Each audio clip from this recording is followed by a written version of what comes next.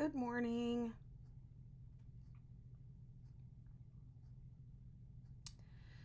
I had this harebrained idea to try and crochet a blanket in one day. I have stuff on my teeth. I don't know what I was thinking, and I set aside this day to do it, and I didn't advertise it or anything. I just said I'm gonna do it. And now that the day is here, I'm like, what was I thinking? But I'm gonna try anyways. I'm gonna give it a shot. I'm still working on my coffee, taking my meds for this morning.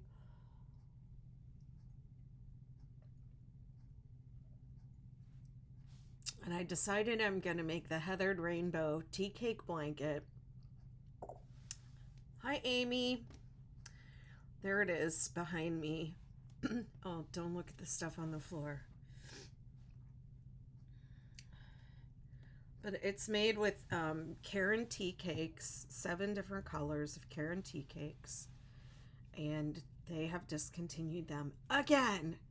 This is the second time they've given us tea cakes, and we make these gorgeous rainbow blankets with them. And if you didn't hoard any, you're out of luck. Um, I have a few that I might sell, but they're like so precious to me. So um, I don't think I'm going to be willing to give those up. And I'm going to crochet another one today. But so I have to give credit to Heather Hollinger, who is a moderator of the 6 Day Kid Blanket Group, and she came up with this combination of colors for the tea cakes, and it's like the crowning jewel on the 6 Day Kid Blanket family. That's what I think. It's like if you have one, if you have all the yarn to make one, then you're very lucky, and it's a very special blanket. Hi, Leah, how you doing? I'm gonna try and do a whole blanket today. I'm all like, I'm hydrating. Y'all, you never see me drinking water, taking all my meds. I'm wearing compression sleeves. I've done all my stretches. I have some lymphatic um, massage oil here for my hands because I already feel puffy today. And these sleeves are hot as heck. Like, I'm already sweating. I'm like an athlete. I'm a crochet athlete. That's what I am. So I'm gonna take my medicine and then I'm gonna start. Um, Let me take it and then I'll talk.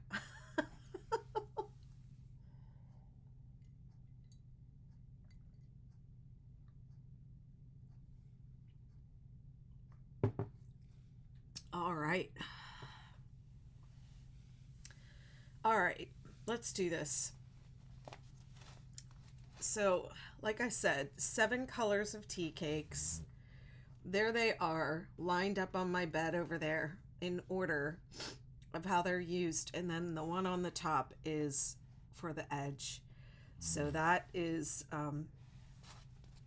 how it goes. If you are using, I'm going to say all the names of the colors. If you're using the new tea cakes, you start with Dewberry Plum Cake. That's this one. You start with the purples. And then you go to Rainfall, Ocean Night, Marine Green, Rainforest or Underbrush, Sunset Stroll or Cocoa. And then the last one is Wild Cherry, and you edge with any color. Dewberry Plum Cake. That's what we're starting with. So I'm going to put TikTok up here, and then I'm going to get started. And, oh, I don't have my overhead on. I'm going to set a timer for an hour, and I'm not going to work too long at once. And I'm just going to say this because if you know me at all, you know I have a medical condition, lipedema, and it causes my legs to swell up and my arms to swell up and my hands. And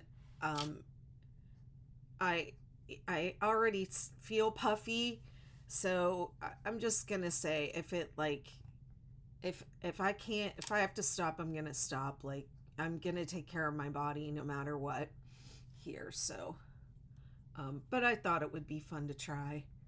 What is this camera doing? Oh my goodness. It's like it just does not want to. Okay, my hands are there. All right, it's fine. I'm also watching the temperature because, let me get over to TikTok over here. I'm watching the temperature because if it gets warm enough today, I might go outside and might do some of this outside. Yeah, I know I can go pretty fast, but it's the length of time. Like, I'm gonna try and go all day. I know if I really try that I can go through one of these tea cakes in an hour. So but even then, like it's 8 tea cakes, and I might not do the edge too. I might just do the blanket. So it's, we're talking a minimum of 7 hours, and that's if I'm on, if I'm on my time the whole time, but we'll see.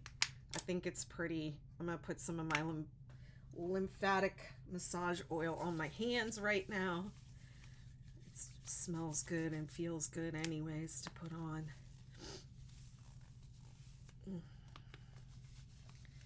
I hate wearing these sleeves. That's why you almost never see me with them on. And, oh, thank you. You almost never see me with them on because I hate them. And I've only had them on for about 20 minutes. And I'm already like sweating, and then they stink because they're like right up in my armpit. So I'm going to make a rainbow tea cakes 6-day kid blanket.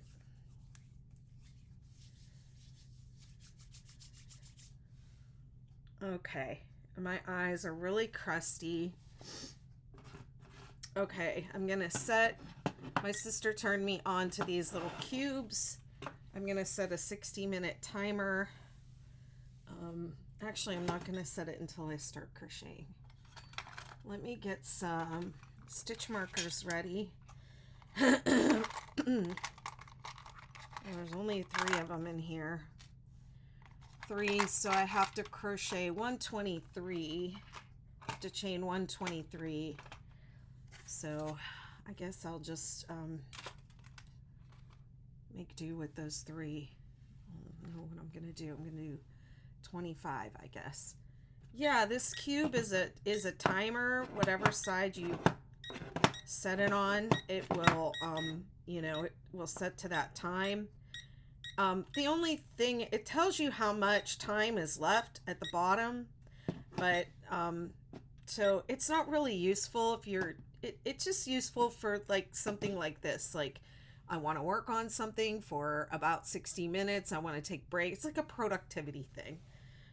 But I took them to like a conference, a workshop where I was teaching, and we were using them to time breakout rooms, and they were a pain because it was like you'd go up and look at it and see how much time was left, and it's just easier to do that kind of thing on your phone. So, okay, so I'm going to set it to 60 minutes, and I'm going to start crocheting, and it's 123 is the starting chain.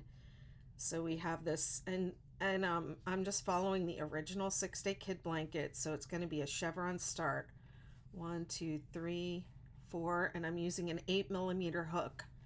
5, 6, 7, 8, 9, 10, and I've just found with these heavier blankets, it is better to use a little tighter tension.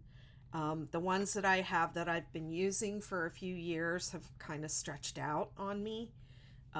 So I'm gonna make it a little bit tighter than I normally would.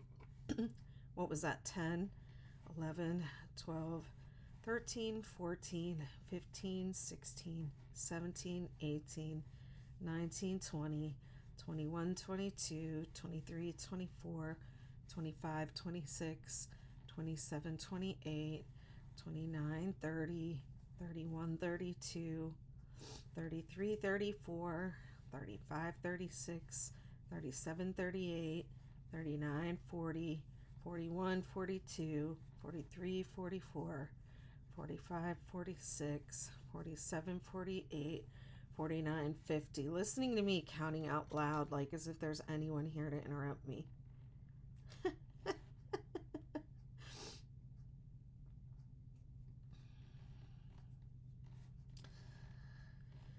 1, 2, 3, 4, 5, 6, 7, 8, 9, 10, 11, 12, 13, 14, 15, 16, 17, 18, 19, 20, 21, 22, 23, 24, 25, 26, 27, 28, 29, 30, 31, 32, 33, 34, 35, 36, 37, 38, 39, 40, 41, 42, 43, 44, 45, 46, 47, 48, 49, 50. Okay. Well, that's 2 50s. Hi everyone. I got some of that oil on my table. Now it looks all messed up. Well, hi Facebook user. Okay, I guess it was better the way it was before I yelled at it.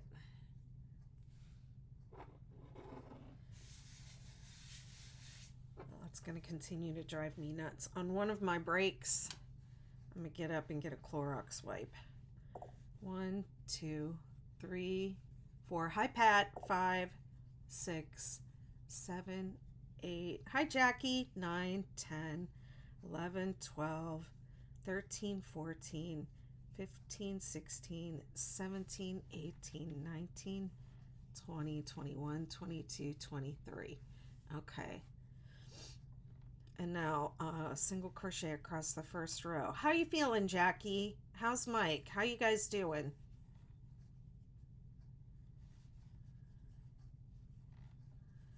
Well, this hook does feel a little small. It might take me a little getting used to.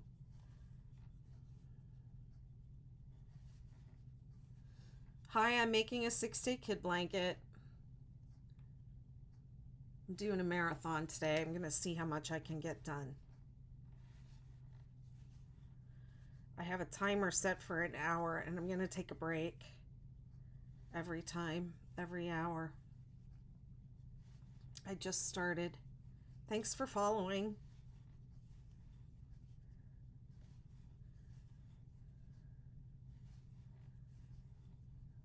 Yeah, see that? And pull that back down. These sleeves are going to be coming off.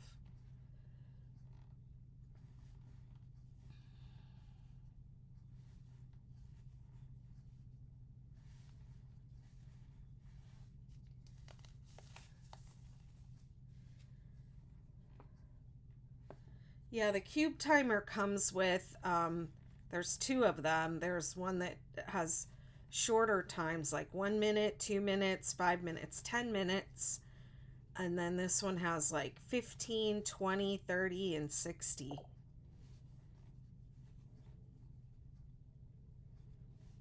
Oh, I'm so sorry, you guys. Karen says she's just learning to crochet. Oh, it's an amazing hobby. I've been doing it for most of my life, since I was 6 or 7 years old. I love it. I'm so sorry, Jackie. I hope you both recover quickly. Yeah, this chain feels a little tight. See how it's kind of splaying? I should have started with a bigger hook. But it's okay. I'm not going back now. There's no time for frogging with this project. Me, I'm the one that's always like, befriend the frog. Frogging is fine. Yarn is so forgiving.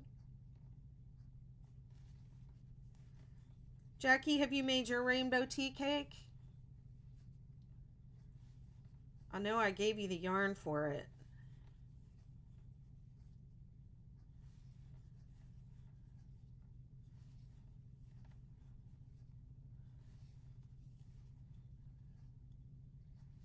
Yeah, welcome to, Krista says, welcome to the start of your crochet addiction. Welcome to the addiction.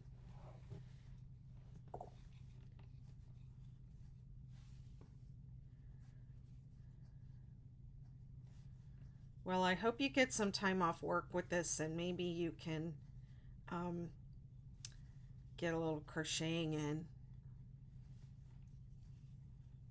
I learned to crochet by hand when I was 7. Yeah, you can learn as young as, like, I think 5, 6, 7. Even little kids, I've taught them how to chain.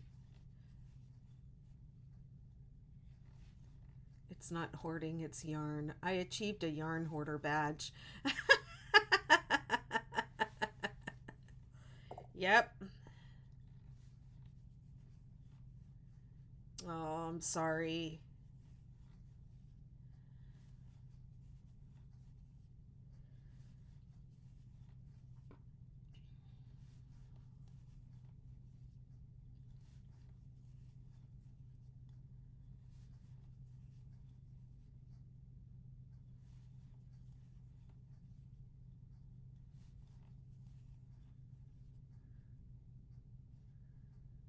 This hook feels like it has something that's snagging. Yeah, definitely.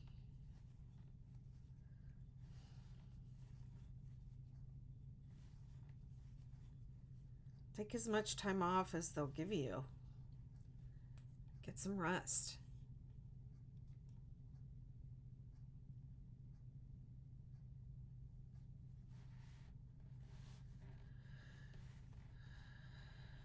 It's not hoarding in it's not hoarding if you have it in those plastic bins all nicely organized, or you have it in shelves, or it's some kind of organized, then it's not hoarding, in my opinion. Aw. You're here to relearn?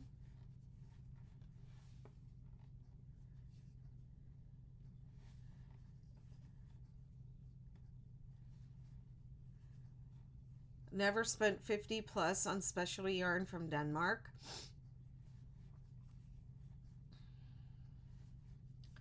I've never done the C2C. I think I would get bored.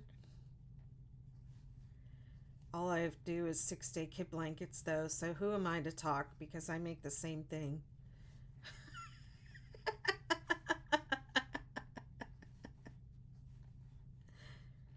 Everything is 6-day this, everything is 6-day that. Does it take 6 days to make? Not necessarily, but it's all the same stitches. Any configuration you can, if you can think it up, I will write it up and make a pattern for you. It's an 8mm hook, and I'm using Karen Tea Cakes, my favorite yarn, which they discontinue on us all the time. I have a knack for choosing picking yarns to design with that are about to be discontinued, apparently. Hi, thanks for joining. Thanks for sharing the live. Appreciate it.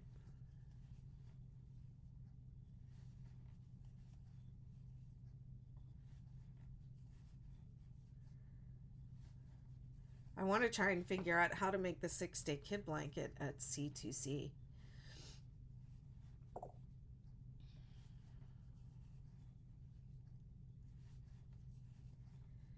It makes a beautiful blanket. I feel like the hook is a little too small for this yarn, but I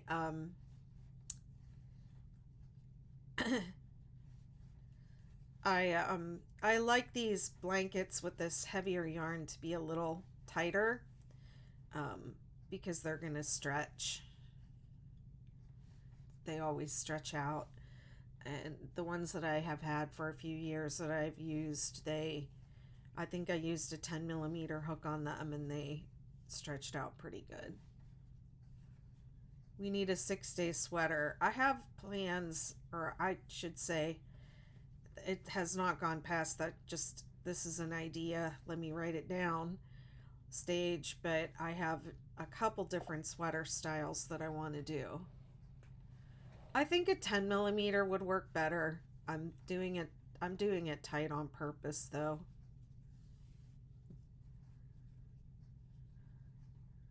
It's not as fun. It's going to be harder on my hands and my body.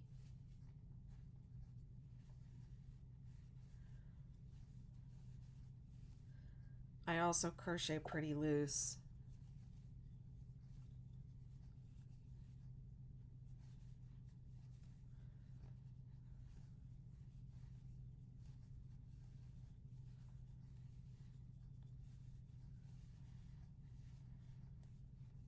Have you ever made a blanket with that huge yarn using your arms and that hook? No. I wanted to though. I'm using a Furls Odyssey hook. That is all I use.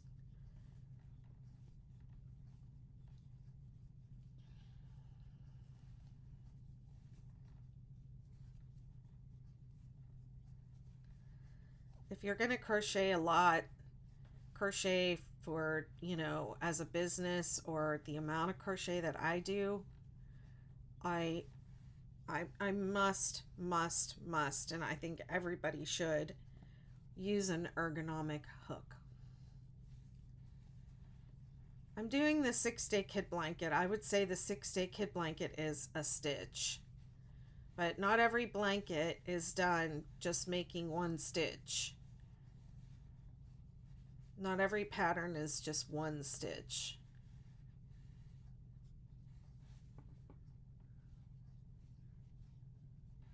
So I feel it would be a little more accurate to say what pattern is it. I'm not going to go slower because I'm trying to do this whole blanket in one day. But I do have slow tutorials that explain every single stitch on my YouTube. So yeah, this is not meant to be a tutorial.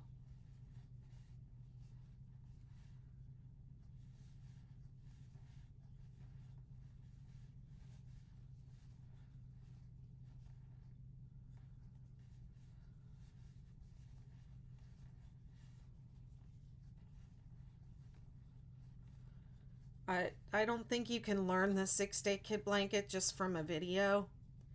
Newbies, learn how to read patterns as you're going along. Don't limit yourself by, I can't read patterns. I have to have a video. Most patterns do have videos that help you, but none of my patterns are the type of pattern that the video tells you everything to do. So it's the 6-day kit blanket.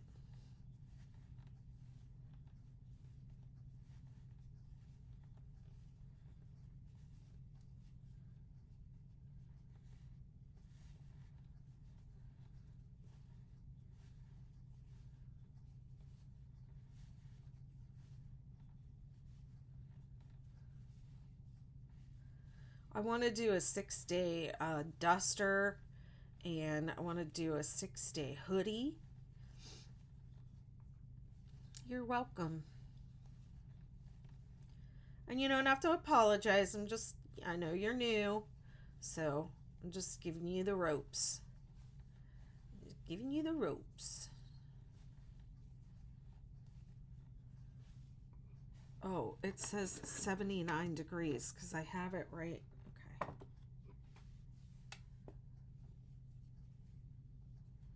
Okay. To make sure I do it right, I need my friend Della to come and watch me. She catches all my mistakes.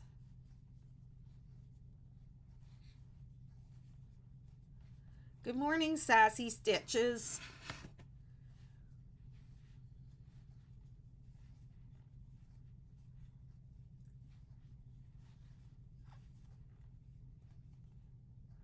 Oops.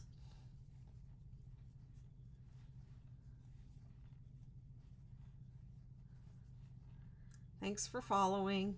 How's everybody doing this morning?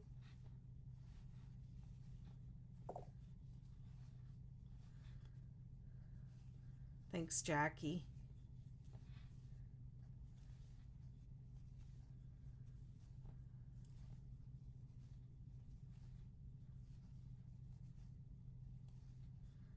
Yeah, I can feel something snagging.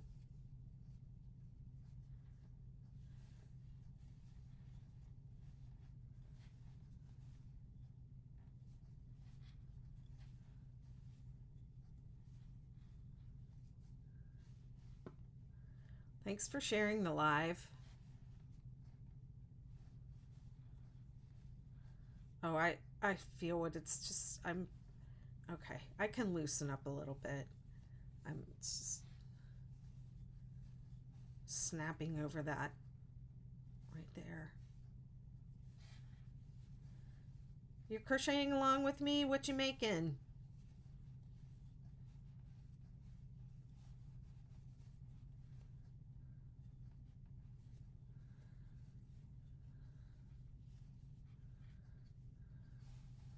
Who would do a crochet marathon if I like advertised it properly?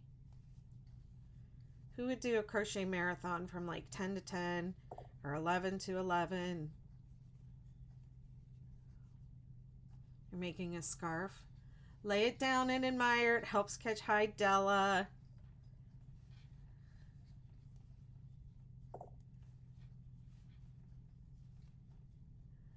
Aw. Aw.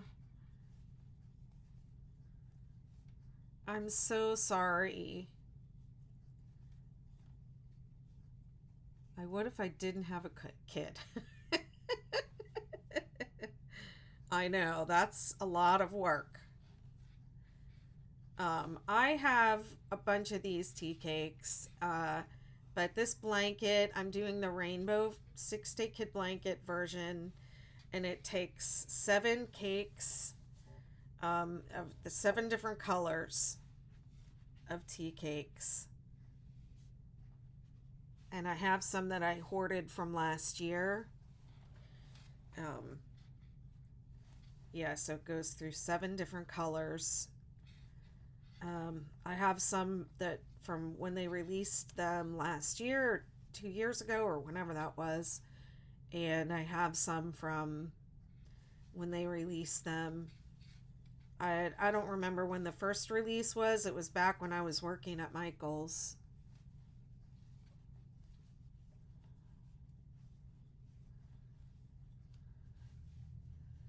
I have hoarded all the tea cakes. Alea, if you were not able to find them last year in your store, it's because I cleared them out. When they went on clearance, I went and cleared them out.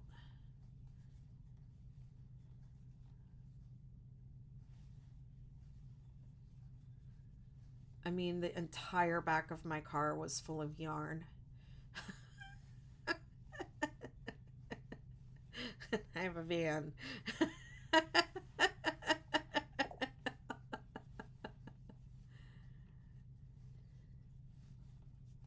Jackie, do you have anyone coming over to help? Maybe you can have them go grab it for you.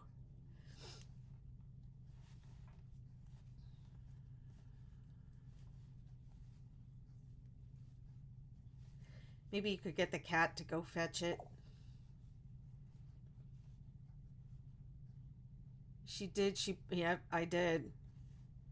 I bought them all.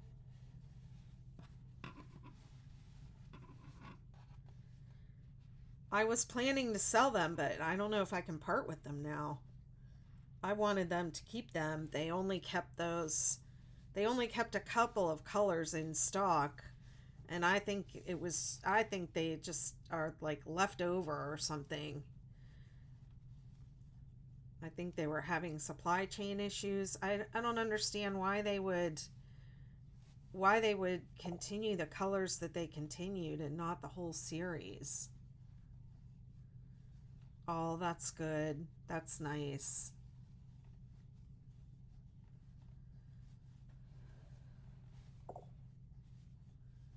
Don't sell them.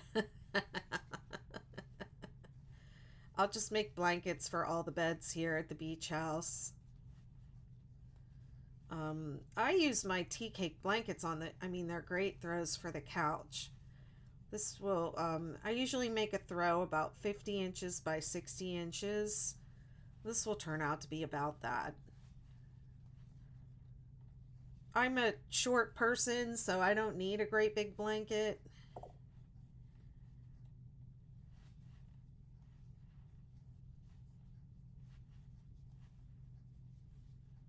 I still love me a man blanket though. 2, 3, 4.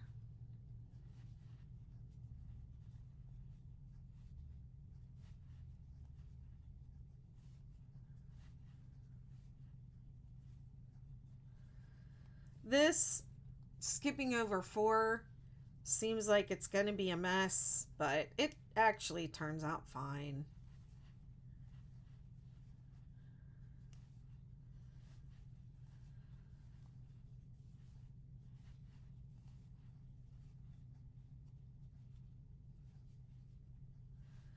I'm almost there. Ooh, that oil really helped with my hands.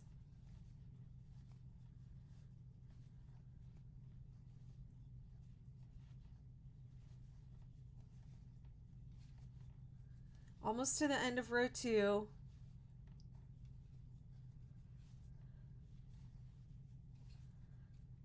I'm going to post this as a blog article someday because I know some people have tea cakes hoarded, like me.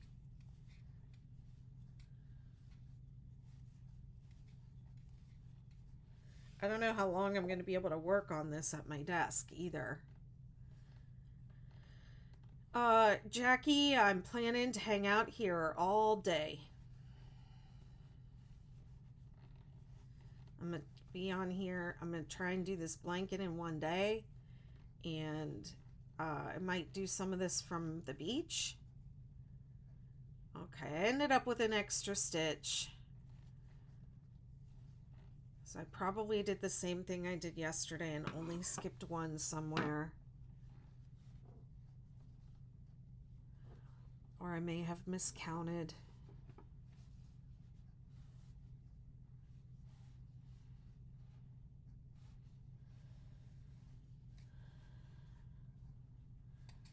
I may have miscounted my chains. 1, 2, 3, 4, 5, 6, 7. I got 7 points. I'm gonna go with it. I'm actually gonna take these stitch markers out because these are the last 3 stitch markers I am aware of. I know where they are. Yeah, definitely can go and come back. I'm going to stay on as long as I can. I am going to take breaks. So if I take a break, I'm going to try and keep the TikTok going, but I might hop off of YouTube and come back. It just depends. But yeah, and if I go down to the beach, that will definitely, I will only be on TikTok at the beach.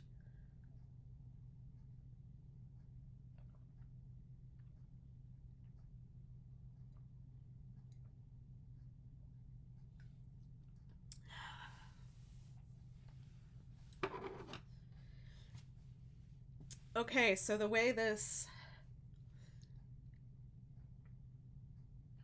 I would say it's about 48 inches. I don't know. It's going to stretch. I'm not too worried.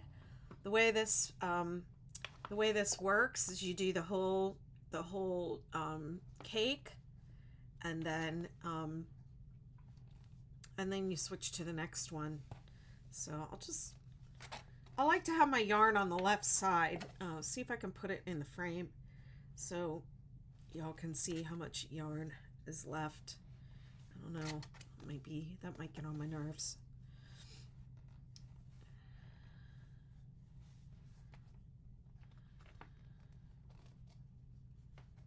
How's that? I'll put it on the keyboard.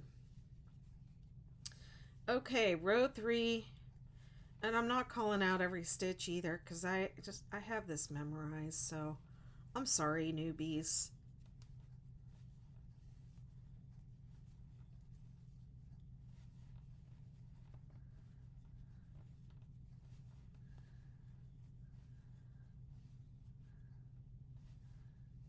once you get that row 2 set up, it's like it goes so fast. That's the hard part right there.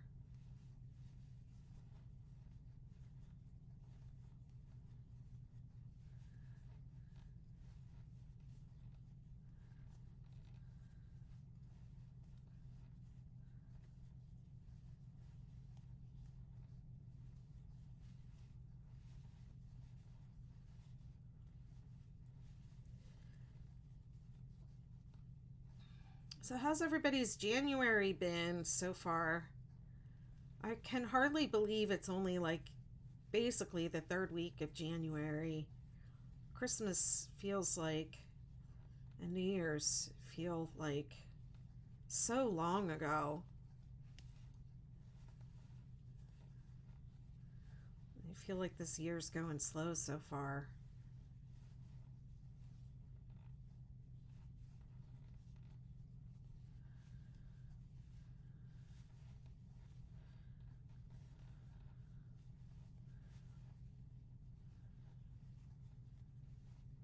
This does really feel a little too tight to me. But I'm gonna keep going anyways.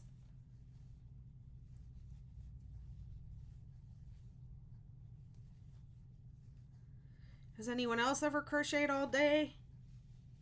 Come on. I know you're out there.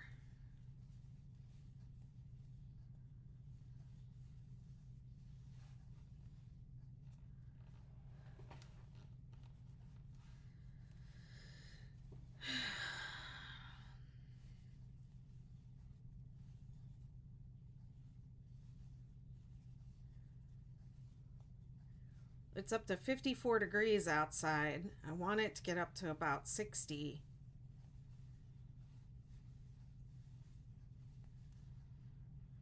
You crocheted all day and made a cardigan?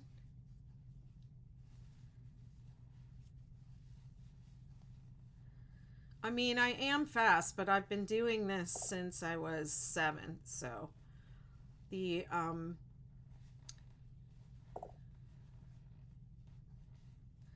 longer you do it, the faster you'll get.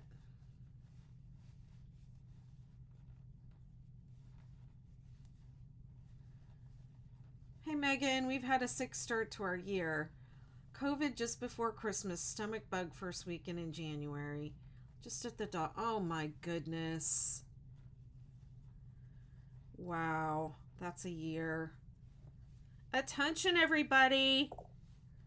My yarn is about to change colors. There it goes. Woo, look at that purple. That was so fun. Do I care that it changed in the middle of the row? Nope. I went slow. It took me 3 Harry Potter movies.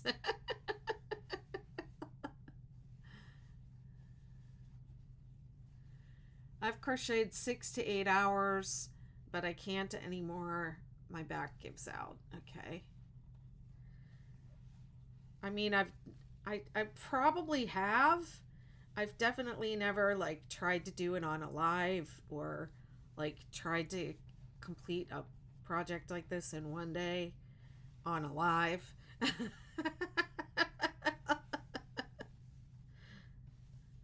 I believe I am a crazy person.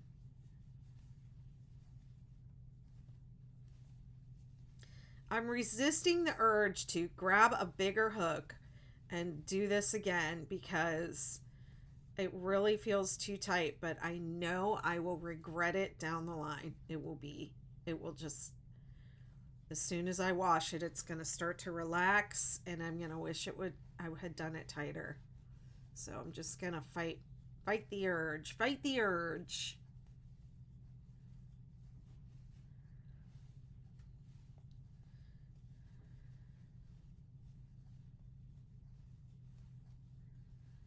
Yeah, see, I can't see this little timer and how much time is left, which is probably good, you know. If you're setting a timer for productivity and you're checking the timer the whole time, you're probably not being productive. if you're checking the timer, you know. Okay. I think I do have to move my camera a little bit so that I can sit back a little bit more, because it's not going to work for me to be leaning forward and stretching my arms all day, but I'll keep doing it till the end of this row. Worked on things all day and been so close to finishing, then stayed up late to get it done. I'll probably do that if I don't get done. I am going to take breaks though. I'm not going to go straight through because I know that wouldn't be good for me.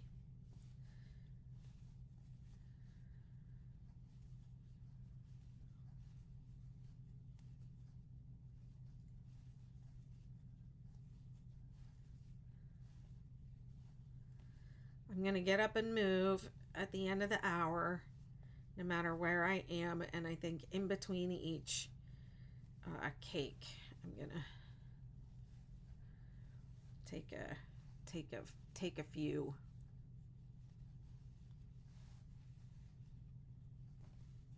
Yeah, my shoulders, I can already feel in my shoulders from leaning like that.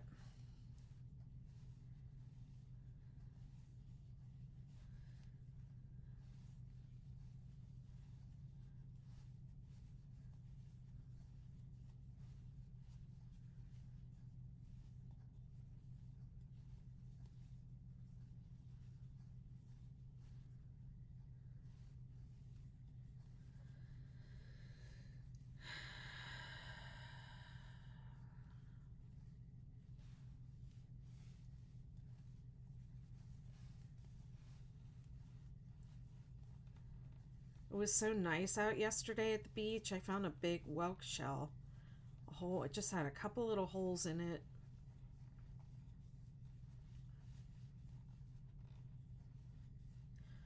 And then it started raining right as I was walking home.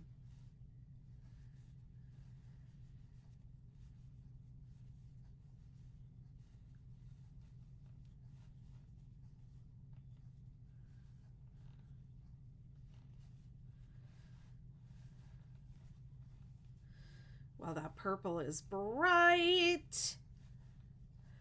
I noticed that the new tea cakes that came out, some of them had very similar, almost exact same colorways as some of the old version.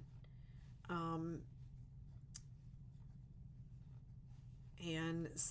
a lot of the same colors, but not the same color combinations.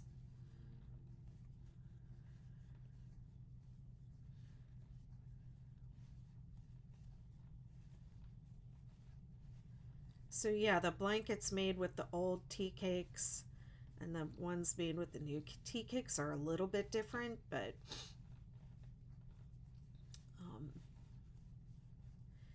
definitely both sets have a rainbow going on.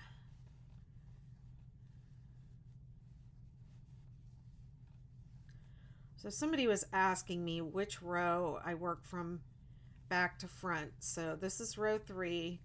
So I usually go back to front in this row, and I guess I usually do extended double crochet on row 3. There we go. There's row 3. Gonna lay it down and admire it. Feels very tight. But it's gonna stretch out just even with me working on it. Hi, Bobby in Mississippi.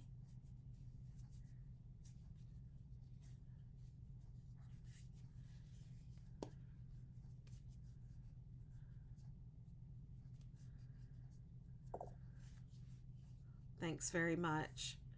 So I don't want anyone who sees me stretching my hand to think that you have to bend your fingers this far back to stretch your hand, because you don't. I'm very flexible. I'm hypermobile. So please don't overstretch your hands after watching me. Trying to download TikTok. so you can stay with me if I go to the beach.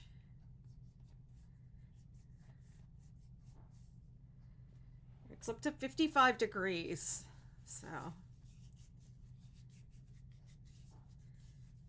can hear my freezer making those noises.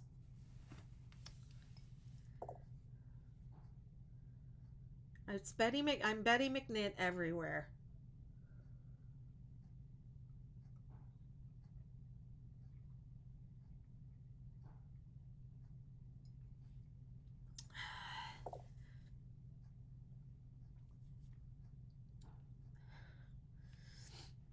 All right, I said I was going to adjust. Oh, that's better. Oh, that is better.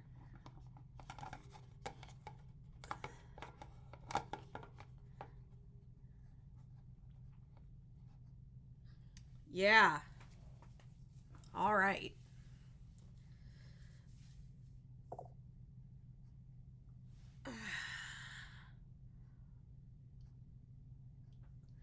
It is going to be a little chilly at the beach, but I think the weather said it feels like 60 something. Um, that's why I'm going to wait a little bit later in the day, and hopefully it'll be warmer in a couple hours. I'm gonna try and get through 2 cakes and then go out. And I don't want my blanket to be too big either when I'm out there, but to be honest, I live at the beach, so everything has sand on it. That's just part of it. I have a Roomba. I'll just vacuum. I'll let the Roomba vacuum.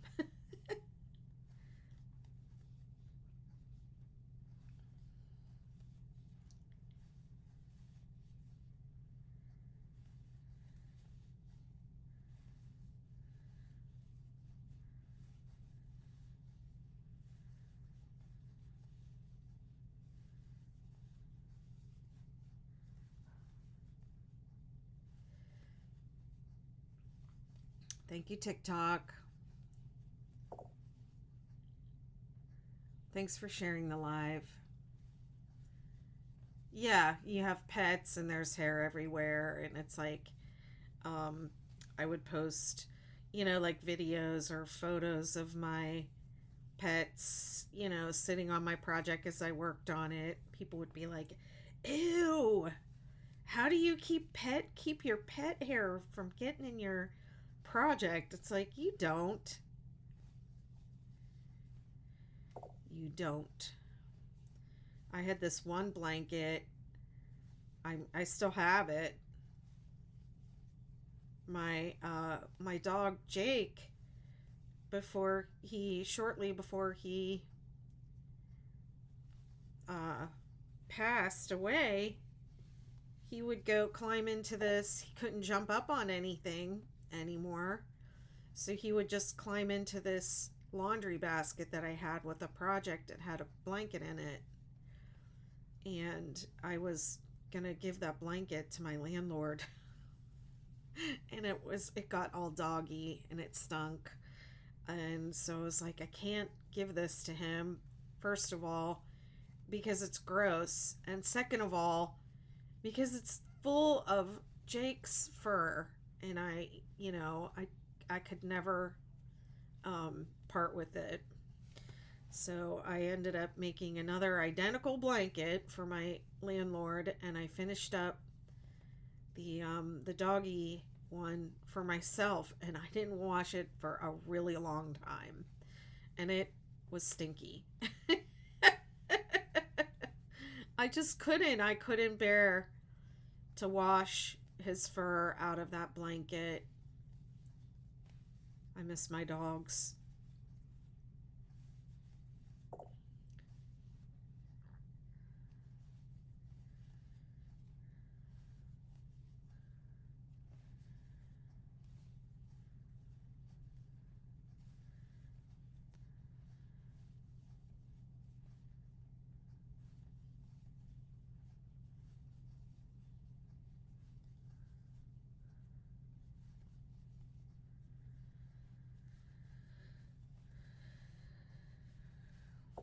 Wow, row 4 goes by quick.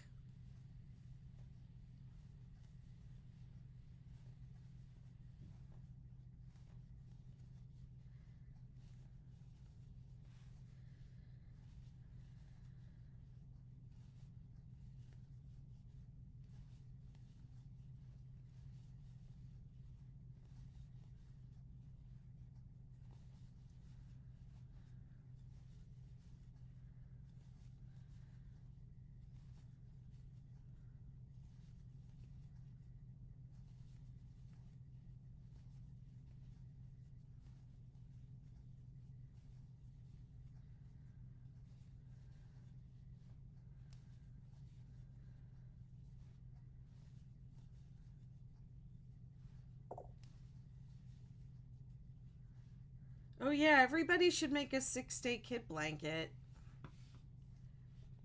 No, it's just a granny cluster. It's the 6-day kit blanket. It's made up of 6 rows.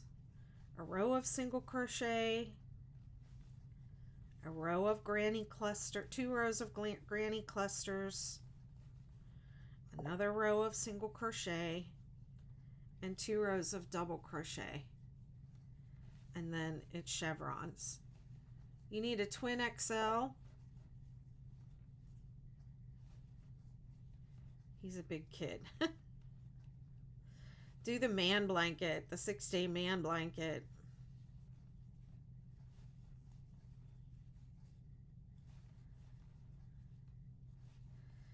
Make your man a man blanket. It's the 6-day kid blanket.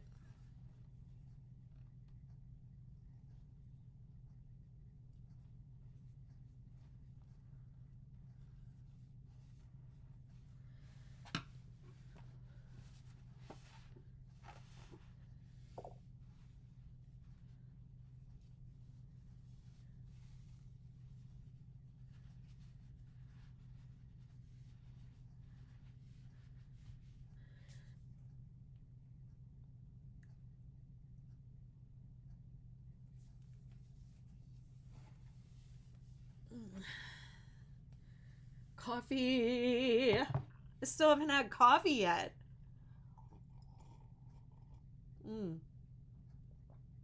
It's not hot anymore either.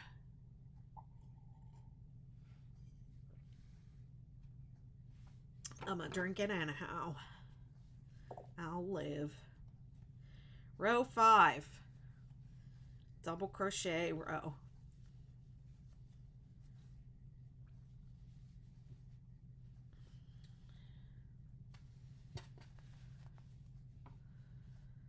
How many grams? I have no idea how many grams.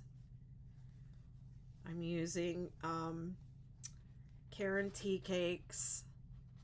It's 240 gram, 8.5 ounce, 204 yards, and I need 8 of them.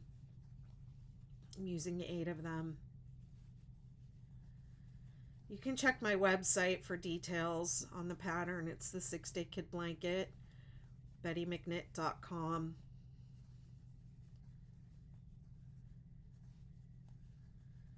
There's a chart on the pattern that gives you yardage for different weights of yarn and different sizes of blankets.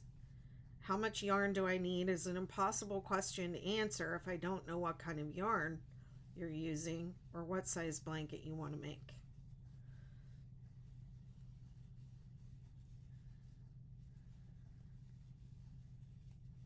You're welcome. How can you crochet out no coffee? I pretty much crochet in my sleep.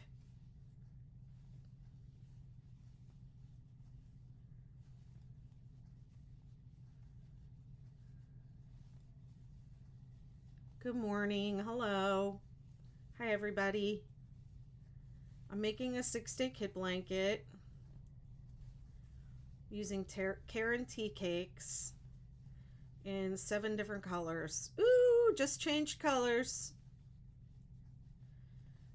So it starts off with the dewberry plum cake, which is in the purples, and you go through the entire cake, the entire ball of each cake, and then you switch to the next one. That's how the pattern, that's how the colors, the striping is. It's a, what I call, it's a cake mixer. I'm mixing cakes. I'm using different color ways of cakes to make this blanket. The 6-day blanket is the name of the pattern.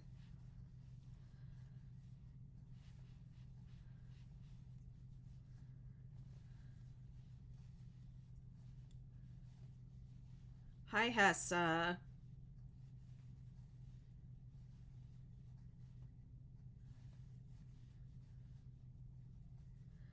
Yeah, this blanket came about, one of the moderators in my group, her name is Heather. She had the tea cakes in her shopping cart, and they were just the way she had put them in the cart. They were in, like, colorways were lined up like a rainbow. So she worked them up in a rainbow, and it's like, I feel like this version of the blanket is like the holy grail of 6-day kid blankets. It's like, if you've got the tea cakes and you've got the yarn to make one of these, you've really got something special. I have a picture of myself like kind of wrapped up in one that I use in my marketing, and people will often say like, what yarn is that? What is that?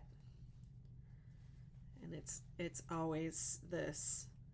Yeah, if you have the tea cakes for it. Now, the old tea cakes were, they had different names. The colors were slightly different, but you just basically line them up from starting with purple. Well, mine starts with purple on one end, and then it goes through the blues and greens and yellow, and then it goes into the more pinks and reds. I have a whole article I need to write about it that I have been putting off. Well, they're discontinued now, so you can only get them on the secondary market, unfortunately. I hoarded a bunch of them at the time when they came out. I went and cleared out all the Michaels in Norfolk and Virginia Beach of them. And so I'm hoarding a bunch of them.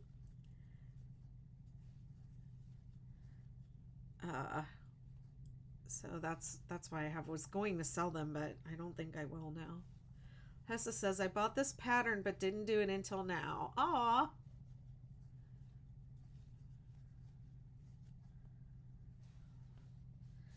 I can feel my arm is working really hard over here. Yes, same principle for similar types. Absolutely. Absolutely.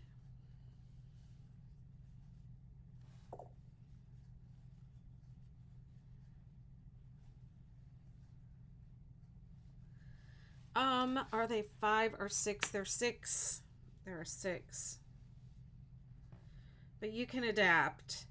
If you're going to adapt to a different weight of yarn, you should work the pattern on 37 chains and work up a little swatch and measure it, and then adjust your starting chain accordingly. And I have a YouTube video that will help you with that. You bought the Supernova.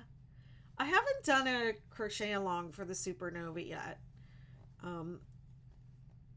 Not too long ago I was live and I said, I started last year doing like whole projects online, and I said, what should I do next? And somebody said, do the Supernova next. And I haven't done it yet. Sure. Yeah, if I don't have something to rest my arm on, it's going to get sore. So I'm going to have to do something. I'm going to have to put a pillow on my lap or something. I'm going to keep going.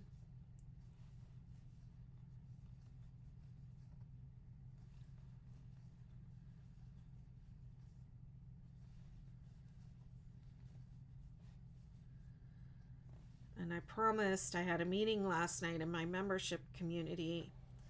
And those ladies were like, "What are you doing? You can't do that. You're going to get wiped out trying to do a whole blanket on lives in one day."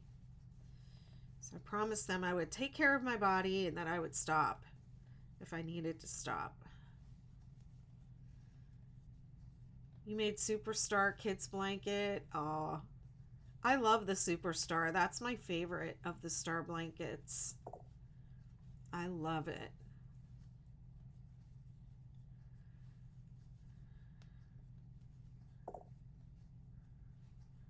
Use pillows to prop. I actually just folded up the work on the table because I can lean on the table, but it's not good to lean on something hard with your arm for long periods of time. So yeah, you definitely should have to cushion whatever. I'm at a table here. I know I'm not going to be able to do this whole project at my table.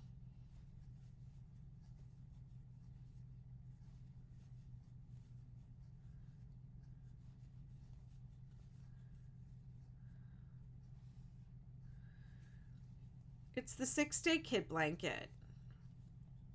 The pattern is the 6-day kid blanket.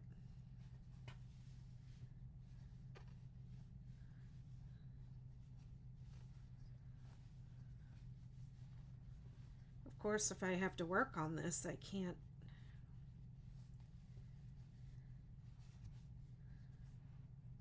use it to prop my elbow, can I? Am I not well? What do you mean? I have lipedema. So,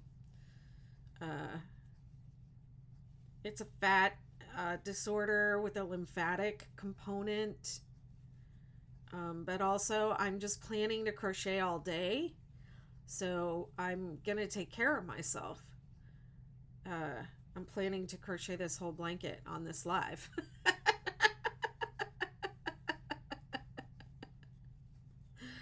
So I'm just talking about ways I'm going to take care of myself. And, last night in the meeting when I was talking about what I was planning, the ladies were like, "I hope you're ready to take a couple days off after that, because that's going to wipe you out."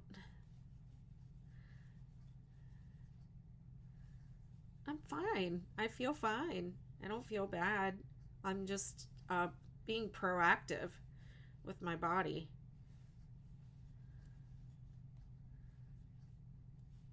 Nobody, whether you have a medical condition or not, should lean your elbow on something hard while you're crocheting for, long periods of time. Or if you sit in a chair to crochet, you should definitely have, pillows or something under your arms that you can rest your arms on. Your shoulders shouldn't have to be holding up your work all day. And also my legs are affected by lipedema, so they swell up if I sit for too long, if I don't move around. Your lymphatics need you to move.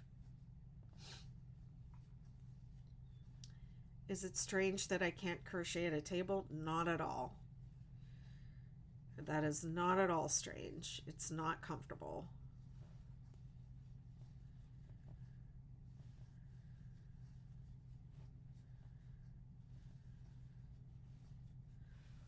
So I'm wearing compression sleeves, and that is the reason I put them on today, because I knew I was going to be working all day, and I thought it would help with, the potential swelling from using my hands a lot. So I'm supposed to wear compression sleeves every day, but I hate them.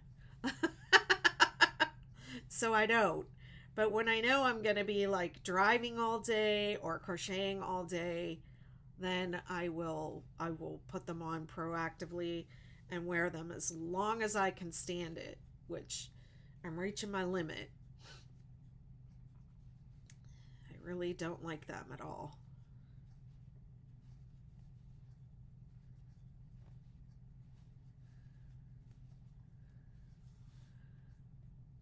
Yes, it's exactly right. I'm being smart, and then I'm also human. We don't always do what we should. That's so right.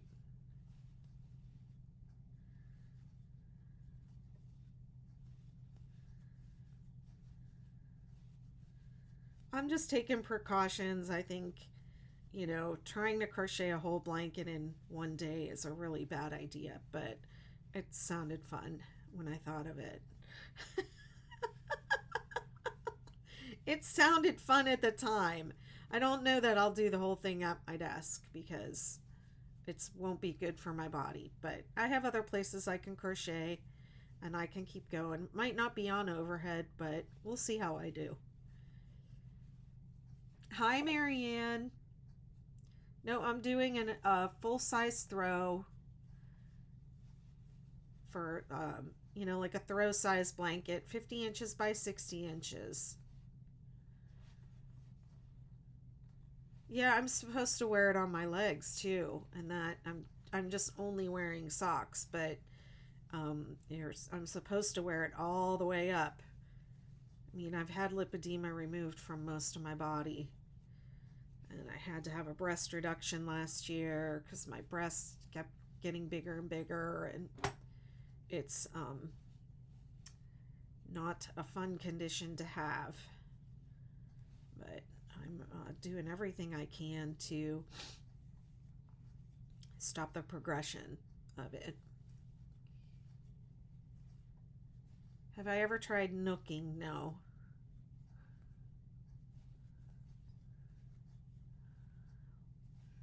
Probably had that thought one night when I couldn't sleep. I probably had it. I don't know. I don't know what I was thinking. I'm gonna do it in one day. I think I can because I feel like I can. I feel like it's possible, but maybe not. I know one time I was making one of these blankets and I got through the entire cake of yarn. I did an entire cake of yarn in 1 hour. I timed myself doing this pattern. But I don't know. I set a timer for 1 hour. I think 2/3 of the way through the cake. I think I'm coming pretty close to being the hour being up, and I don't think I'm going to make the whole cake, but that was what I was going off of. I was like, well, 8 cakes, 8 hours, plus breaks. Da-da-da. There's my 1 hour timer.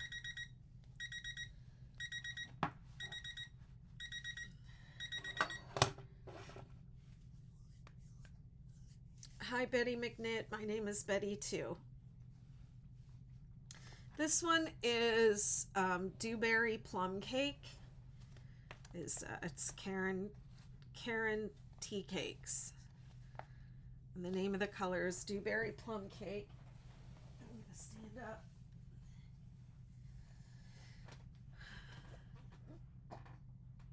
Oh, my hip cracked.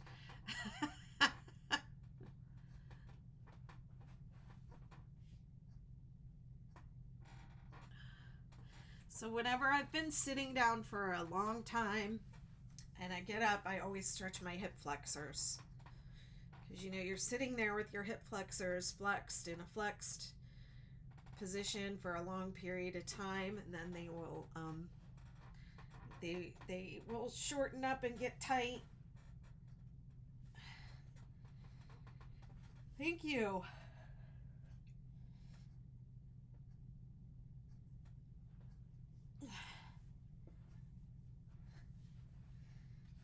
I'm an athlete. I'm a crochet athlete. That one's going to be next. And that one is called Rainfall.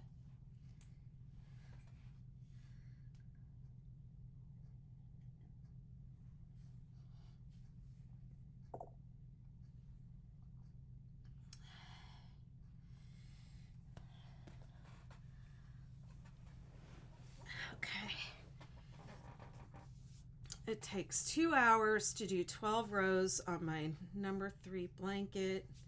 11 peaks for, wow. Let the crochet games begin. May the hooks be ever in your favor.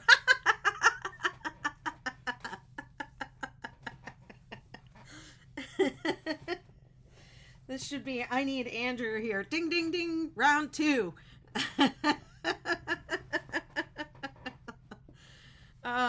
Okay, so this one will be next. This one is called Rainfall. So the order, I'll say them again. Dewberry Plum Cake, which is this one, Rainfall, Ocean Night, Marine Green, Rainforest or Underbrush. I think the one that I have is Rainforest. Sunset Stroll or Cocoa. I'm pretty sure I have Sunset Stroll. Wild Cherry. And Edge with Any Color. I don't remember what color I chose for my edge. I'm just going to move my chair in a little bit. I don't want to be leaning over really far.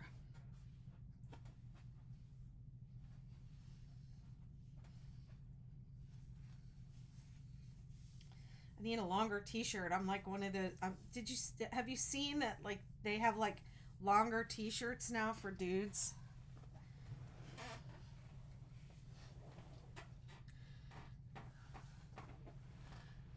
Oh, Donna, make all the comments you want. You know you don't want to do that, school. Listen to me enabling. Now I'm too much over to the side. Ugh. She never got her project done because she kept standing up and sitting down.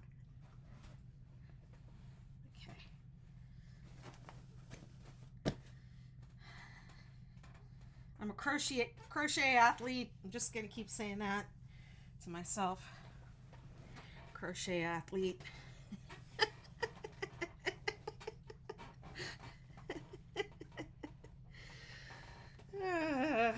Such a great idea.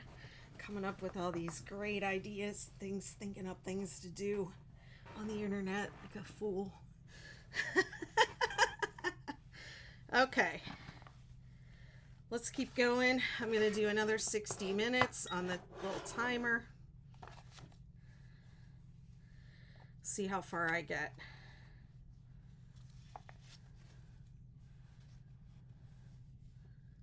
Aw, thank you.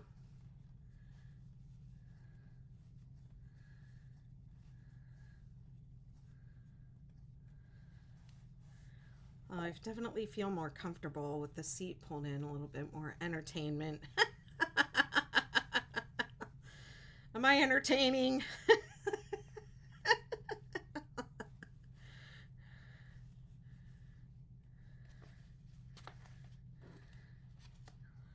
I'm gonna crochet all day. I can't even play music or YouTube will not monetize me. In fact, I gotta go over there and do this.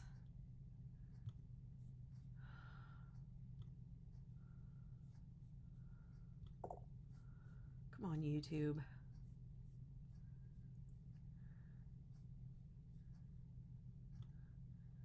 Yeah, YouTube will demonetize me, so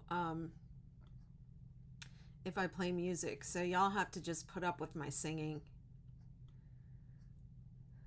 Sorry, not sorry.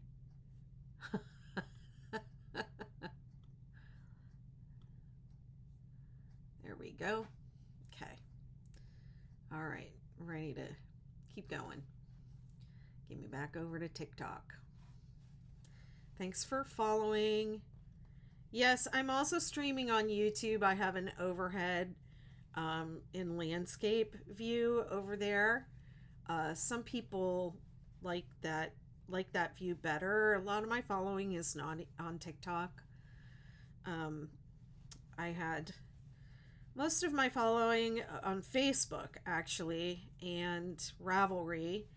And last year, about this time, It's an 8mm hook on a 6 weight yarn, and I am working it up a little bit on the tight side because I know that this blanket is going to stretch, because I have some that I made years ago and they're all stretched out now. So I am purposely making it a little bit tighter than I normally would.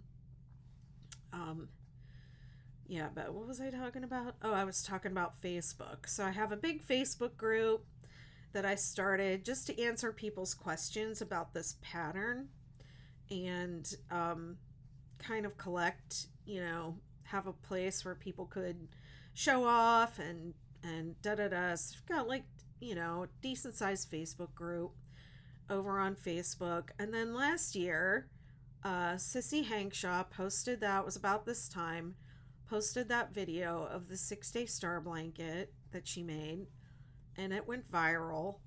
And now I'm on TikTok. That's how I became a TikToker, because I was like, okay, stuff is happening over on TikTok that is relevant to me, so I guess I gotta get over there. So yeah, I try to go live. When I go live, I'm on TikTok, I'm in those Facebook groups, and I'm on YouTube.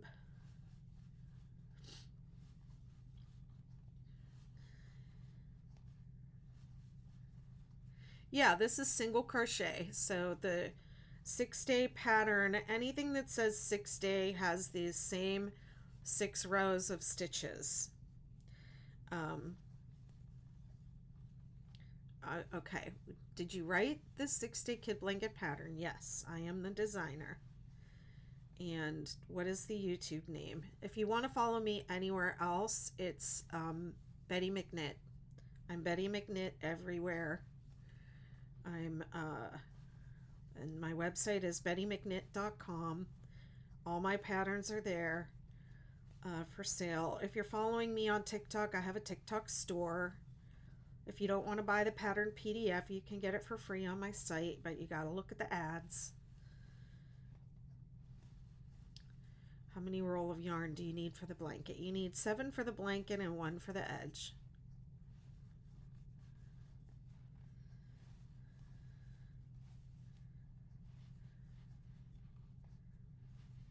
This is a 6-weight yarn, and they're about 206 yards each. And I did 7 points on the blanket. So each point is 17 chains. And then you add 3 at the end. So it's a multiple of 17 plus 3. Mum's the word for me. I'm horrible with getting distracted.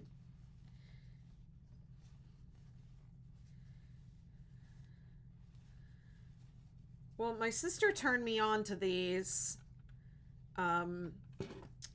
I'll try to, maybe I can post a link. I'll grab a link for them. I got them on Amazon, but I can grab a link for them when I'm on a break and post it in the chat or on my link tree or something. I think because I just did an hour. I've been on for an hour. I crocheted straight for an hour, and I'm not even through this entire cake yet, but I think the setup getting started was a little bit slower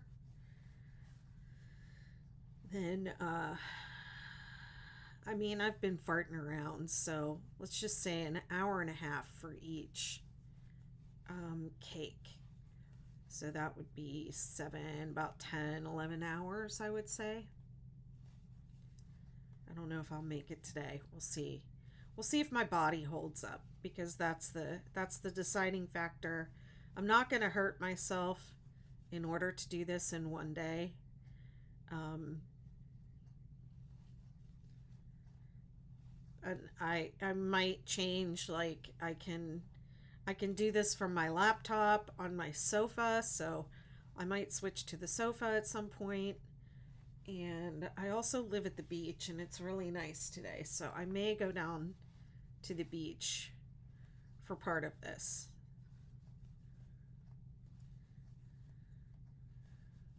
We'll just see.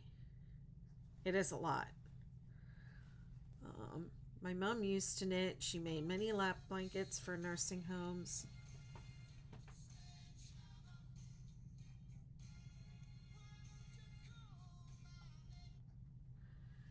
Somebody is calling me.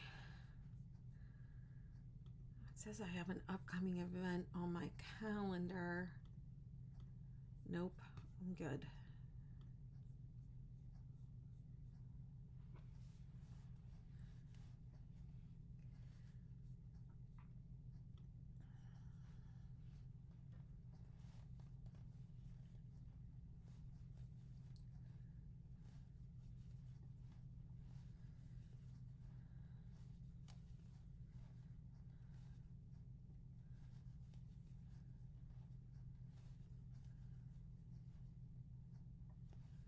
Oh, thank you, Ria. You know, it is a sweet little pattern. It's, I mean, it really is true that no two look alike.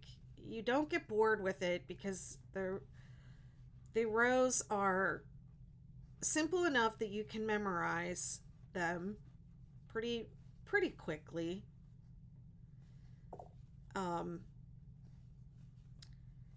But there's, they're also, they alternate back and forth, so you don't get bored like you do if you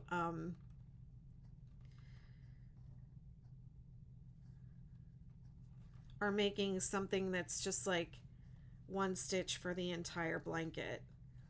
That's why I'm telling the newbies, like, who are asking what stitch is this. You don't have to just do one stitch. There's so much more to do.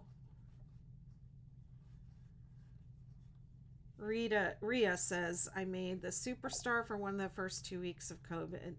I was in a panic, like, oh snap, is yarn an essential item? Wow. Thanks, Bobby. Have a good day. Yes, yarn is essential. But I mean, those of us who hoard craft supplies, it's like, yeah, this is the apocalypse we've all been waiting for.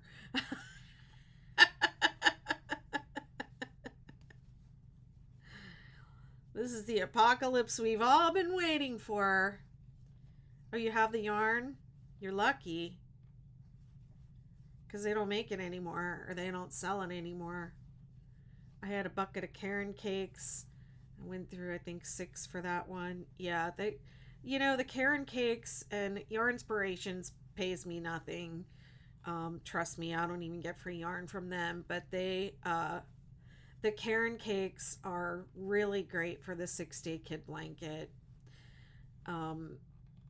They really are. This is a really good blanket for cake yarn.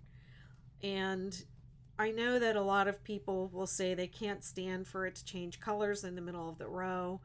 Well, you can control it a little bit and make a change at the end of the row, or cut the cakes up and use them like that. But most of us using those cakes on the 6-day kid blanket don't do that. We just let it flow, and the blankets come out great. And there's something about this pattern, the mid-row color changes are not super obvious, and they're even less obvious when you mix more than one colorway of the cakes together, like I'm doing here. I'm not mixing them, but I'm using different colorways one after the other, and the eye is not drawn to the mid-row color changes. And the mandala, oh yeah, the mandala, I like the mandalas for the star blankets. Actually, I think they just work up really nice in the star blankets.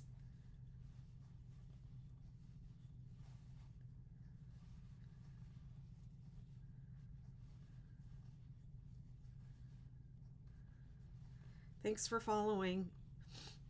Appreciate it.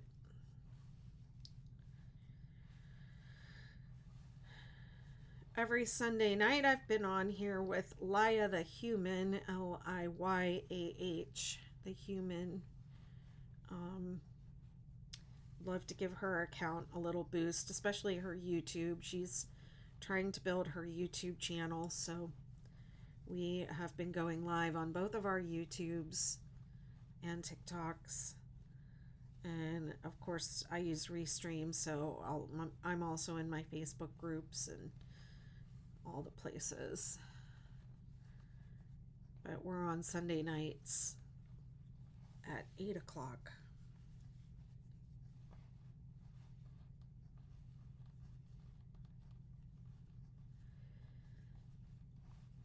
Yeah, I cleared out the Michaels in Virginia Beach and Norfolk, Chesapeake, when I bought these tea cakes when they came out last year. First of all, I didn't know that they had been re-released because I was moving and farting around and self-absorbed. And so I didn't know they had been re-released, new tea cakes, and then by the time I figured it out, they were on clearance. So a lot of the good colors were gone, and 2, 3, 4, and yeah. But I just went online and I bought every single one they had, in the colors that were I could make up this rainbow with. Hey Andrew, how are you? I just said a little while ago we need Andrew here to say round 2, because I'm setting a 1-hour timer, and then I'm trying to do this whole blanket in one day.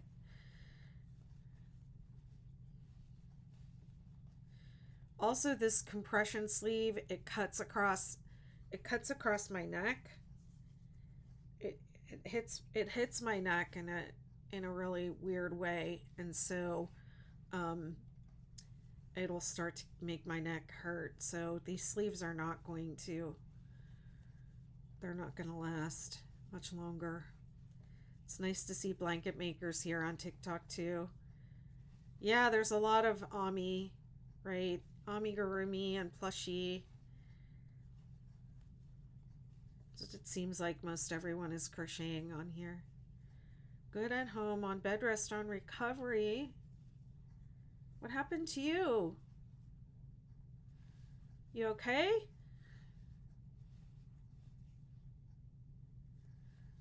Wondered why I hadn't seen you lately.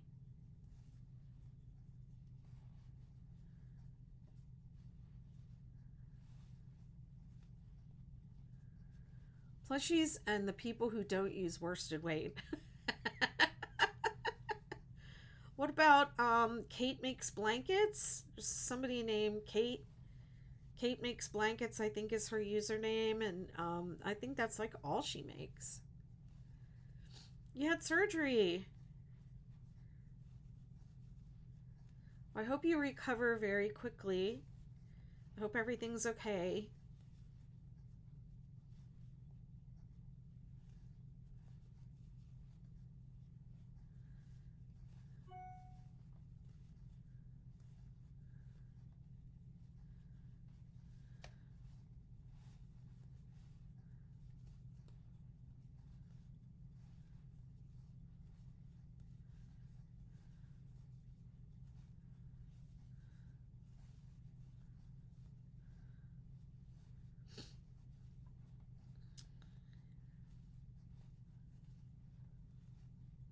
Andrew, I don't know if you can see the comments, but Ria's asking you if you're able to crochet.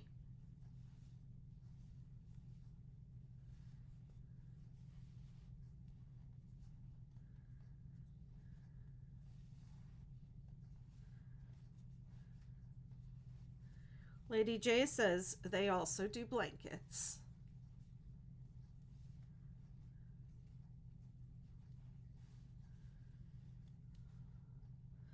The one time I really wanted to crochet, I was in the hospital and couldn't crochet.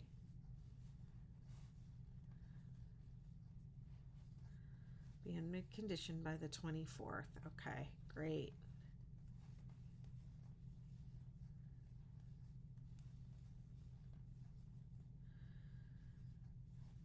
Yeah, last year I was waiting to go into surgery and I had nothing but my naked body, a hospital gown, and my phone.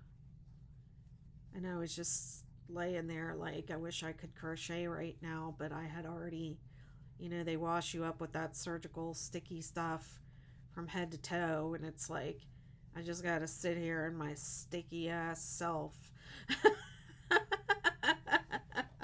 Just looking at my phone. Ivy was in my right elbow. Every time I moved, even a smidge, it said, "Oh my gosh." Have you ever gotten sport yarn off Hobby? I'm trying to see what it's like. No. I've only ever bought one thing from them, and I didn't realize it was like fingering weight or lace weight when I bought it. And it came in, and it's beautiful yarn, but I haven't used it for anything.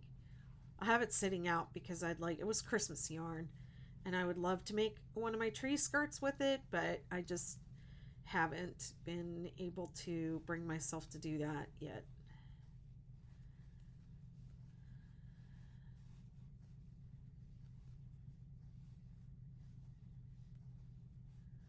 Do I risk it and get out of bed to grab it? Wait until somebody comes in to help you. You have help, and ask them to grab it for you. Thanks for following. Appreciate it.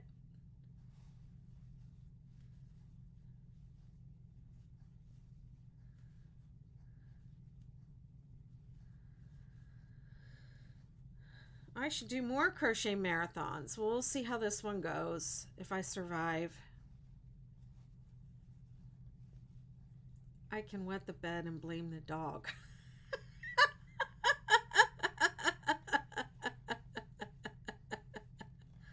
That's an option. It's an option. Always an option.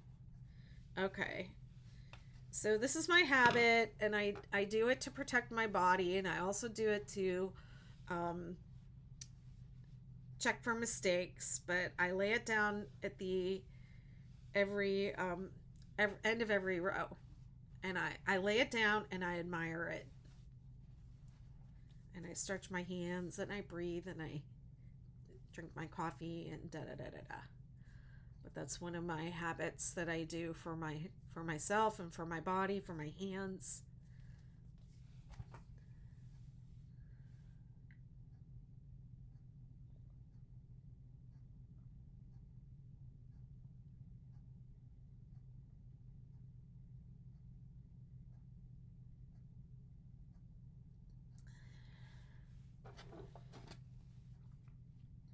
All right.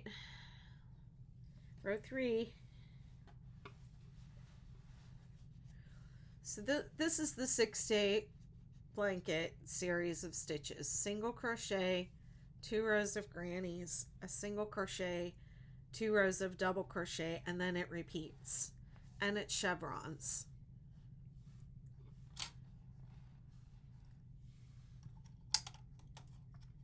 Hang on, my overhead went out.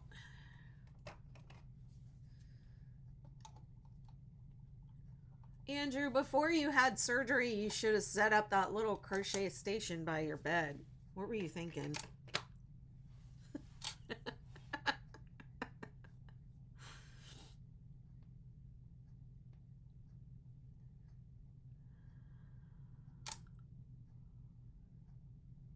There we go. Sorry, my overhead camera battery died, so I had to fix that.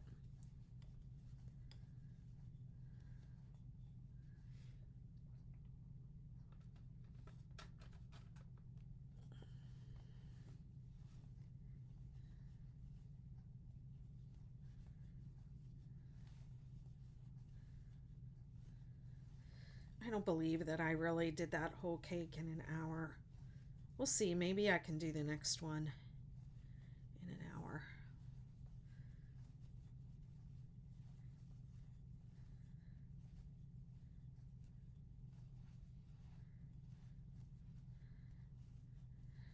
It's hard to be on bed rest. Our lives are so busy, and we are conditioned to feel like we always have to be doing something.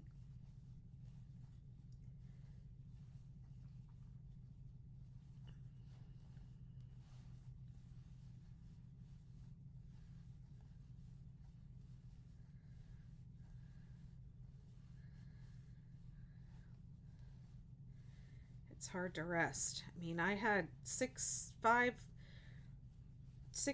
of surgery between November 2019 and November 2020. And every time afterwards, it was hard to rest. Every single time. Even when I knew I needed it, I would still wake up and think, I should be doing something. I should be doing this. I should be doing that. There's nothing that we should be doing. It's okay to rest.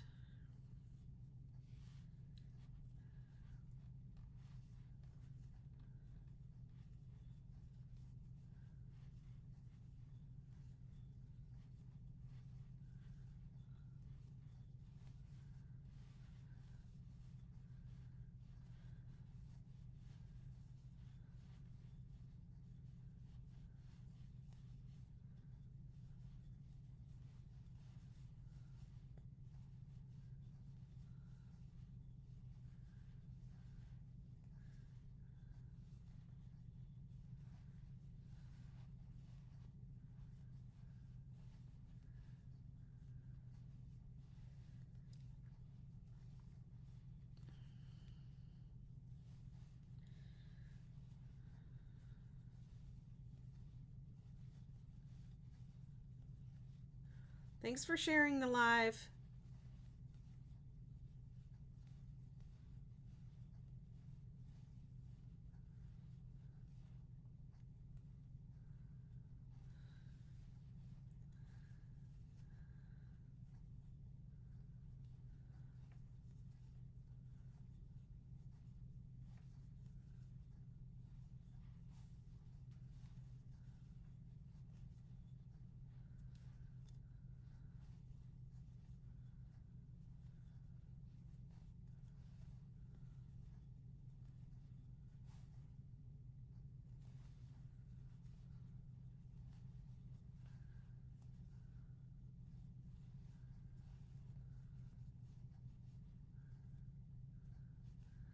Hi, yes, I am crocheting.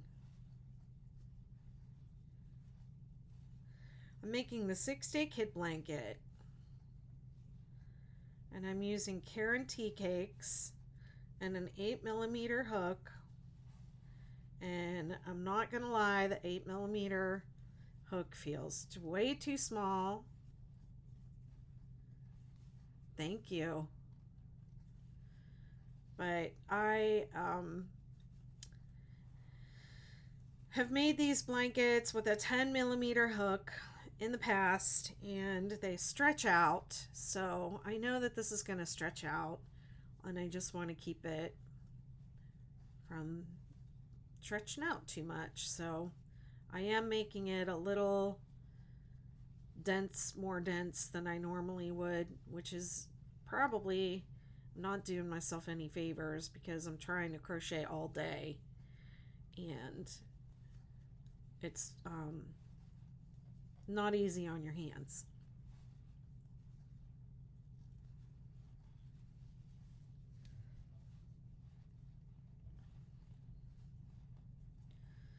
The way this blanket is constructed yarn wise, it's 7 different colorways of yarn. They're arranged in order from purples to blues, and then it goes through the greens and yellow and oranges into pink,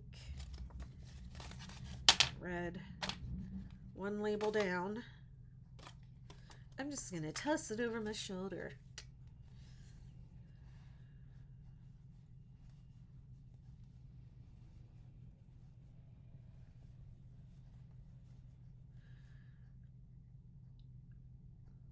I'm using the Furls Odyssey. It's an ergonomic hook, and it's the only hook I use.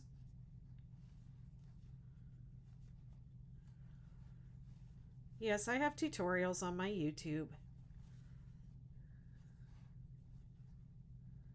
What is happening here? Yeah, I use Furl's Odyssey, and they're not, I mean, they're not for everyone, um, but I do like them. They, they, um, they work for me.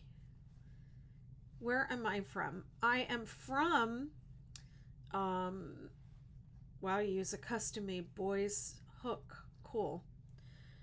I grew up in Western Pennsylvania, not too far from Pittsburgh. I have lived all over the United States. When I was married to a military guy,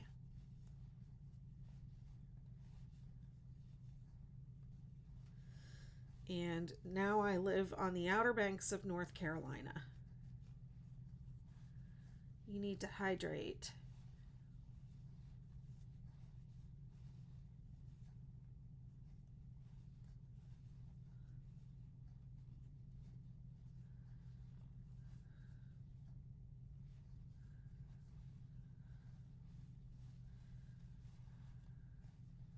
You're watching from the UK. Oh, welcome.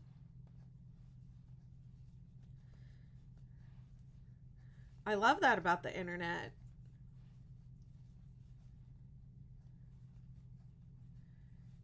People from all over are watching and making my patterns and in my groups and communities. It's amazing.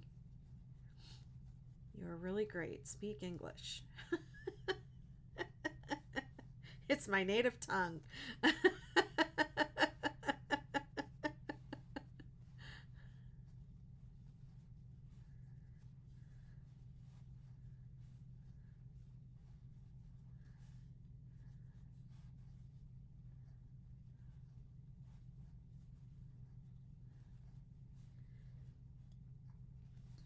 I probably do need to hydrate, Andrew. Although I wasn't sure you were to talk. Are you talking? Were you talking to me when you said that?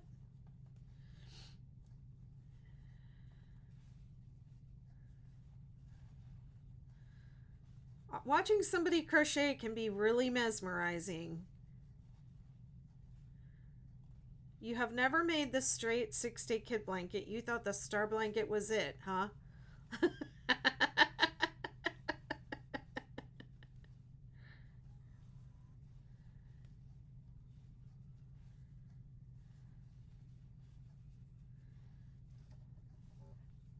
I did drink water today.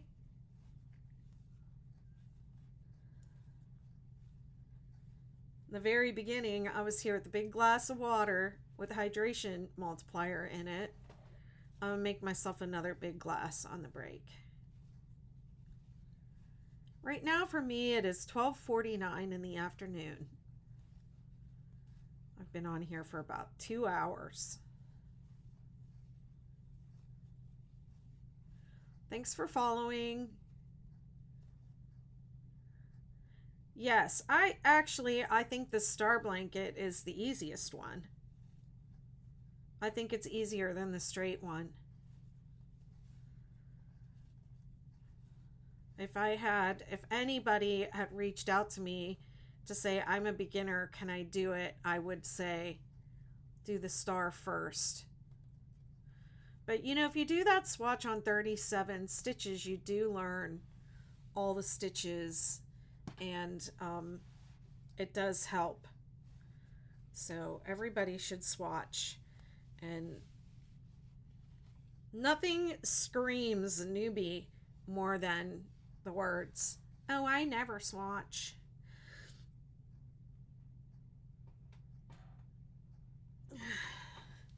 I do need water, but I still have 28 minutes on my timer.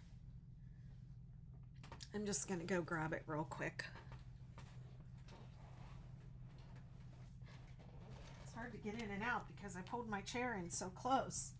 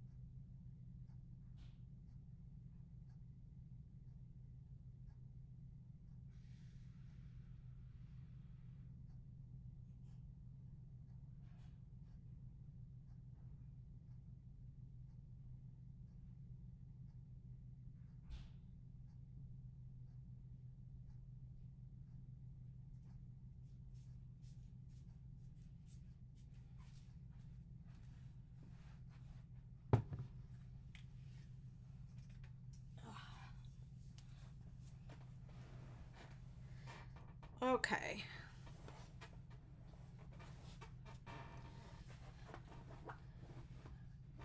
Rhea says I swatched even though I knew I was doing the star. Yeah, because it has all the stitches in the swatch, and you get a feel for it. Thank you, Kristen. I'm almost at the end of this cake, and then this one is gonna be next. Hi, Amy.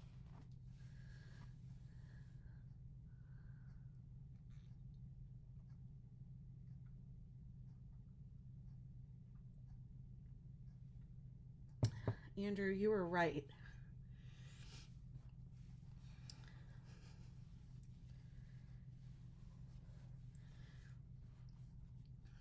So I know this is going to bother some people, but I know that this gray is going to run out in the middle of the row, and then I'm going to be starting with light blue, and it's going to change in the middle of the row, and I don't care.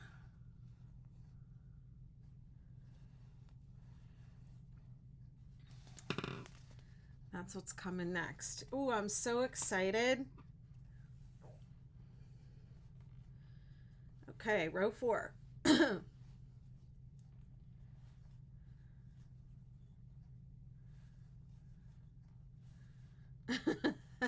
Thanks, Amy.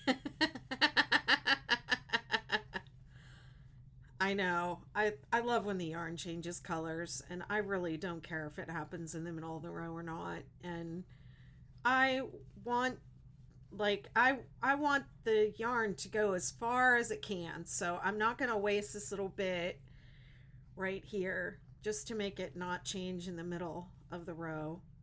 I want to use up every bit of yarn. So to me, it doesn't, to me, I don't care, but if some people do care.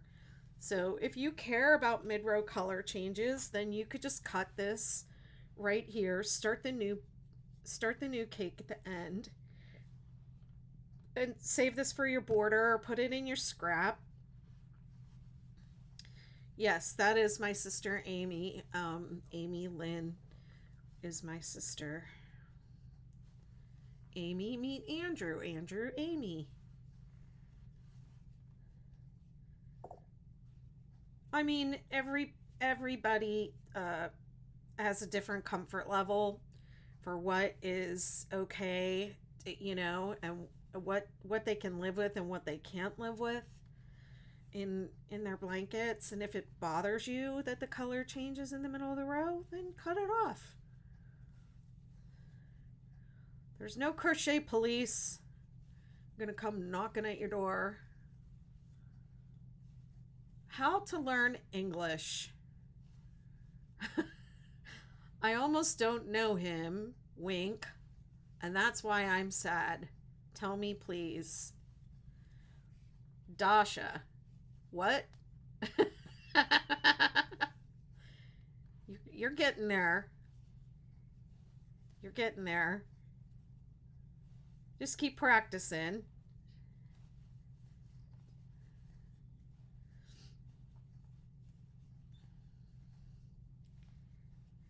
I think you meant to say I almost don't know it, or I almost don't know anything, maybe. I'm not sure exactly what you meant, but I think that's what you meant. Let's just keep practicing.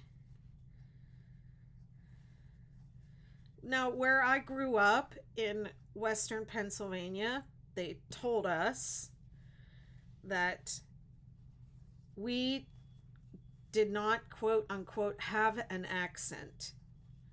But I believe that it is a very distinctive accent, but unless have lived there or know somebody or know what to look for, it's very difficult to hear our accent.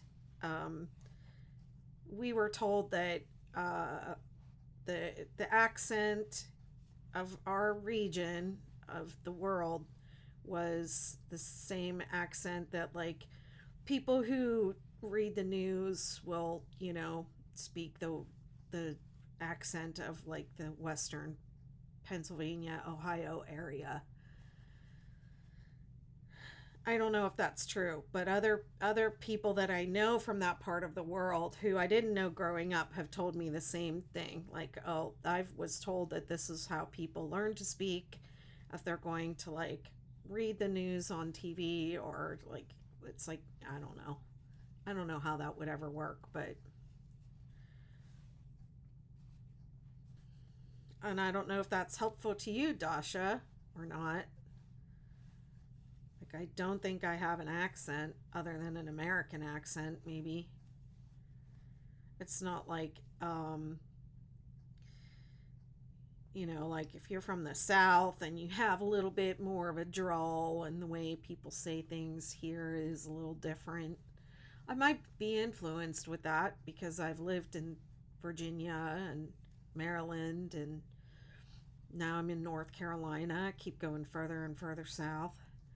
And when you are around people, like I used to teach dance in Virginia, and I know that if I did not pick up like the local accent a little bit, my students wouldn't understand me.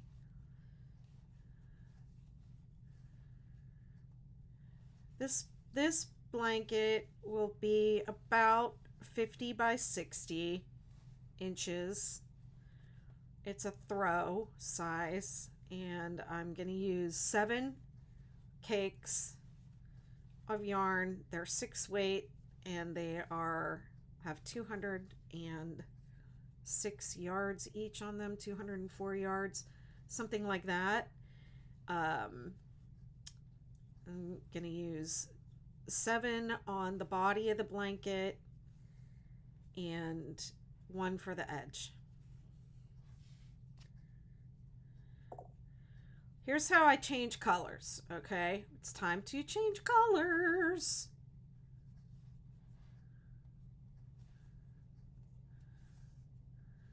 I'm going to do one more. Okay, when changing colors, this is what I do. I leave a tail. I pull the new color through the last step of the stitch. The last pull through, I pull the new color through. And then I take the 2 tails and I flip them up over the working yarn. And I'm not going to say pull it tight because y'all will pull it so tight. And you won't think it's ever tight enough, but it is. It's just to keep those 2 yarns from like creating a gap or a hole or, whatever. And then I leave them there until I'm all done, and then I'll weave it in. I do not tie knots in my work. I don't care what anybody says. That magic knot will magically come undone.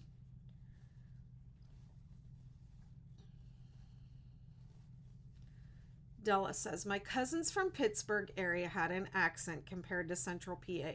That's true. You don't have it like they did, maybe moving around, you've lost it. Yeah, I think I have lost it a little bit, but I do know when I'm around my family, I do say, like in Pittsburgh, we have this thing that we say, yins.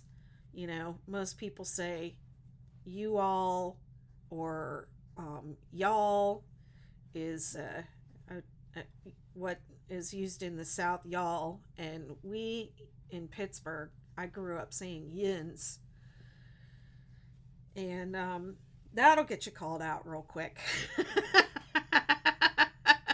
If you say yins, everybody knows where you're from. So I don't usually say that, but I do find myself saying it when I'm around my family, and you fall back into your regular old accent. Yeah, but I've lived in Hawaii, and they speak a pidgin English there, which I could never get away with. I mean, I know a little Hawaiian, and I study hula, and I still can't say the Hawaiian words properly. I make a damn fool of myself trying to say anything Hawaiian.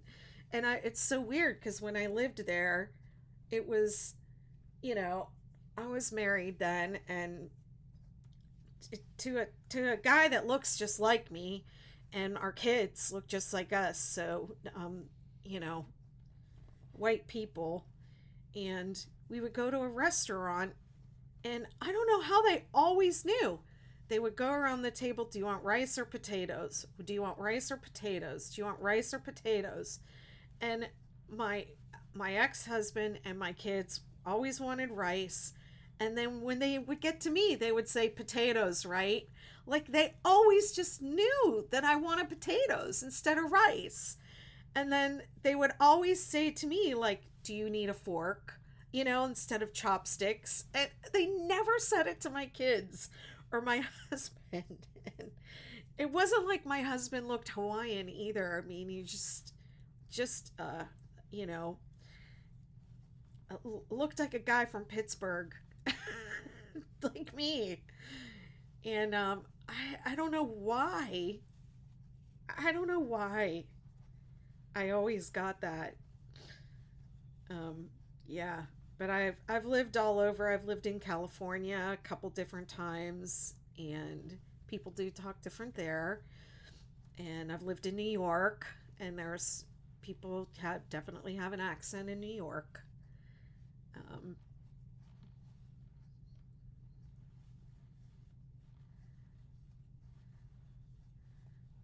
Hi, I'm not sure I'm seeing all your comments on TikTok, because it does filter some of them out. But hello, London, UK. Hello, everybody. We've got Ohio here. We have Pittsburgh in the house. Yens are here, huh? Let's have some pop. Let's have some pop and a hoagie.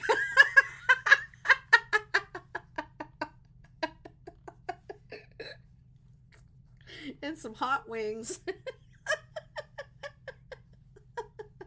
Oh man, I'm cracking myself up way too hard. Way too hard. Yeah, Ian's coming over. When Ian's coming over, let me know because I have to read up.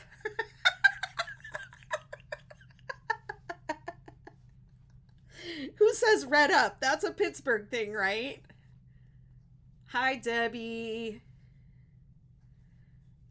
People say pop. Okay. That was like, so I went to college in um, Indiana, Pennsylvania. You want to talk about a school with an identity crisis? Indiana University of Pennsylvania has nothing at all to do with Indiana, the state, or Indiana State College or University or whatever it is. Um, it's So I went there, IUP.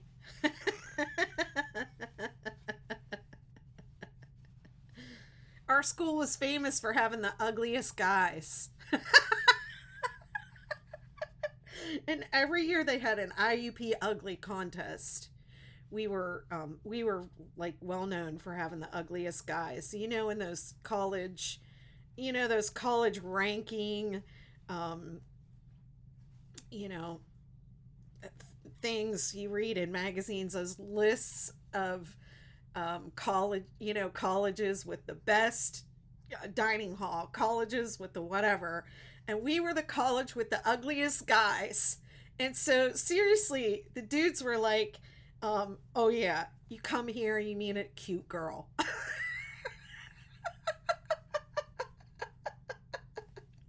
So even when I say IUP, like I'm picturing some of the dudes from college, just like it just conjures up this image of like ugly guys.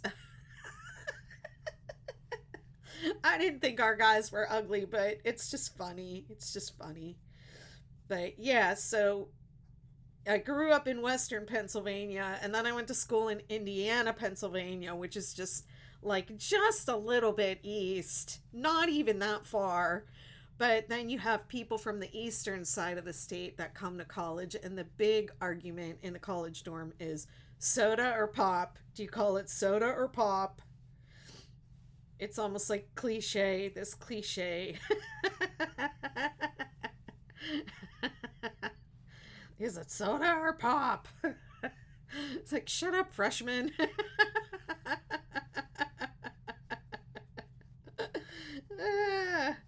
Oh my goodness. This is the 6-day kid blanket, Terry Andrew. It's my design. I am making it with Karen tea cakes. I'm on my second cake, and I'm using an 8mm hook. I'm using 7 different colors of tea cakes, and I'm just working them all the way through, and then starting the next one. So I just started on this blue here is the start of the second one, second cake. So this will be, I'm on number 2 of 7. I'm trying to do it all in one day. And at this moment, I'm just like, what in the heck was I thinking? I think I'm a little loony from laughing at my own jokes. Cracked myself up. IUP ugly. I think Pittsburgh guys are cute. I can't help it. I like the short little stocky dudes. Can't help it. Oh, thank you so much, Ohio. If you're commenting from Facebook, it doesn't tell me your name. It just says Facebook user. Pop or soda. I remember some of that. Lolly Gift says, I'm in Texas, everything is Coke. Whether, even if it's like Pepsi, right? I remember somebody saying, I don't say pop or soda. If I want a Coke, I say, give me a Coke. Or if I want a Sprite, I say, give me a Sprite. Just like, well, la-di-da. Just one of those arguments every freshman had. Pop or soda. Now we know Betty's type of men. Well, first of all, I'm only 5 feet tall, so I'm not even quite 5'1". And then, so everybody is tall to me. Terry says, I've seen your patterns and want to do one of them, but I just had shoulder replacement surgery. Oh, goodness. Yeah, definitely wait until you're feeling better. Don't take any chances with your body. That's why I said I wanted to do this marathon because it sounded fun, but I'm also a somatic practitioner, so my body is my number one priority. And if that means I don't finish my blanket in one day on a live, then I don't finish my blanket in one day on a live. I'll come back. I'll do another marathon in a couple weeks, which I'll probably do anyways.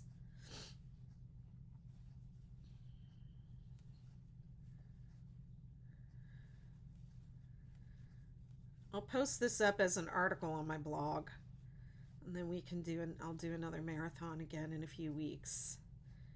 And either finish it up or start another one.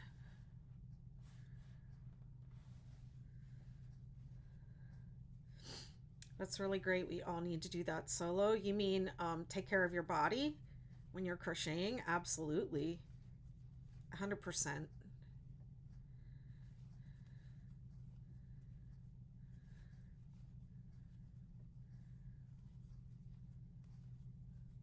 I mean, I became sick a few years ago because I was in a toxic, really toxic place, and it made me sick. And I had been a dance and yoga instructor, and I had to give up instructing dance and yoga because I couldn't move. I lost my balance and my coordination.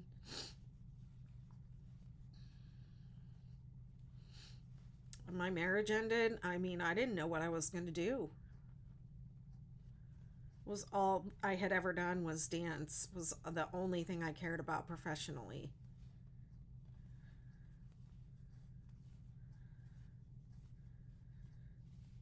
I have a master's degree in dance from the University of Hawaii. And I was a graduate teaching assistant there, and I was like, this is my dream job. When they asked me, like in my exit interview, how did you like it? Do you think you'll be pursuing this work? And I was like, this was my dream job. teaching dance in college and having students to create on and space to create in and getting paid to teach and having a salary. It's like it was the best money I had ever made at that time. It was just, it was my dream job. It really was.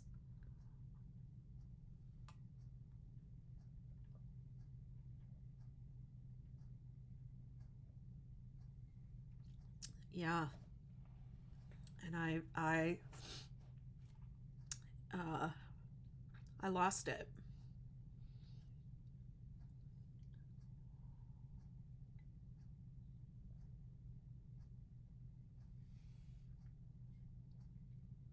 What, Betty is a pro dancer now? We gotta see pull up your chair class.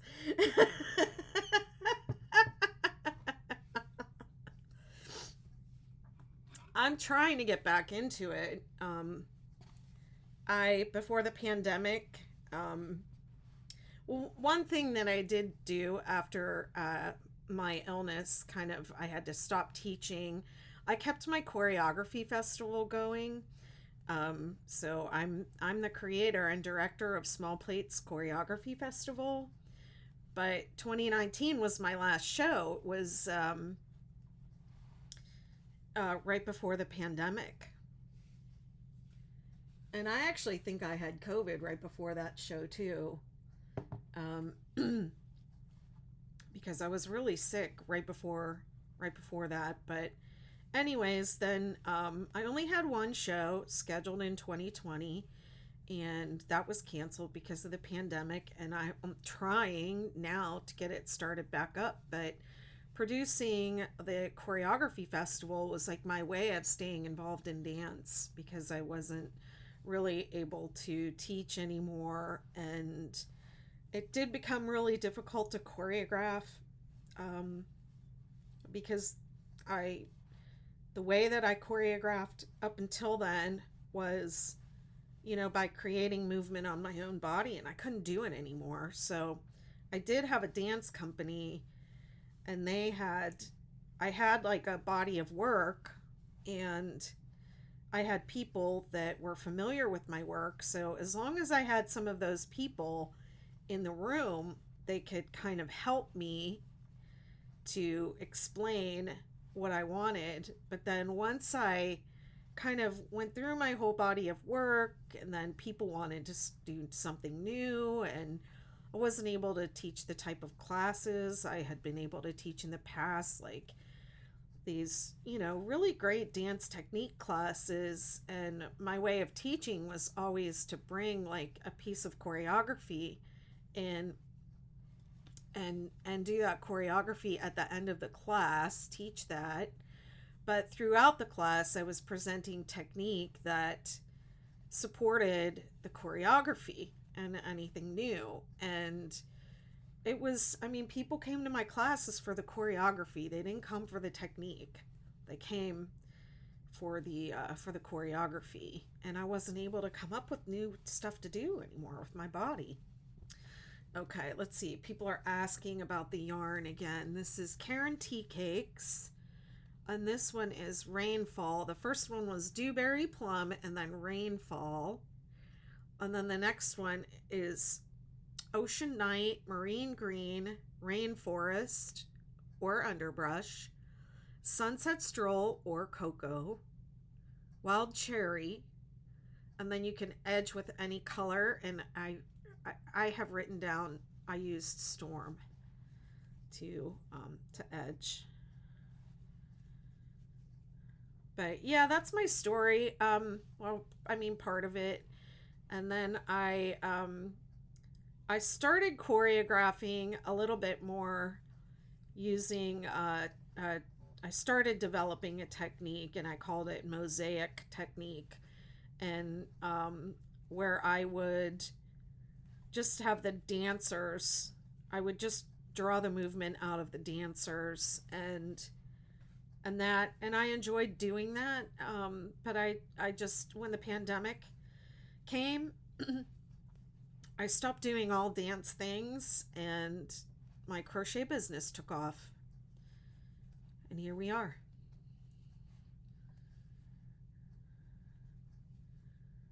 but I would like to get back into it. I started a podcast during the pandemic called These Legs Must Dance, but when I had surgery about a year ago, I stopped producing podcast episodes. So, but that's there if you want to hear more about my dance life. And I'm going to get that going again too, because that was really fun. I got the gift of gab. So I could talk all day. As y'all are finding out.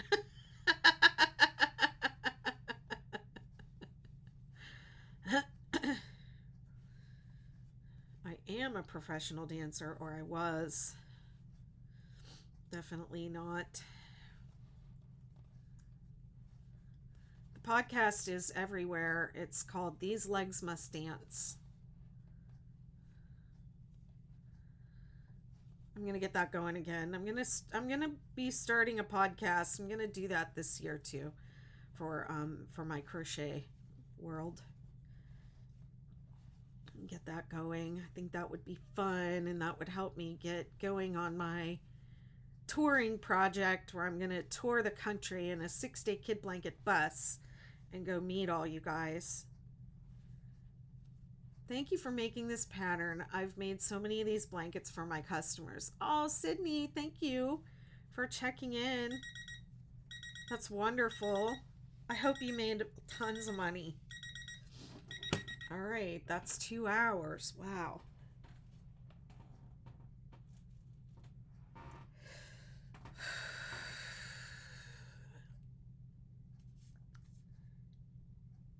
Yeah, the podcast is on Apple Podcasts and Spotify and all those places. It's called These Legs Must Dance.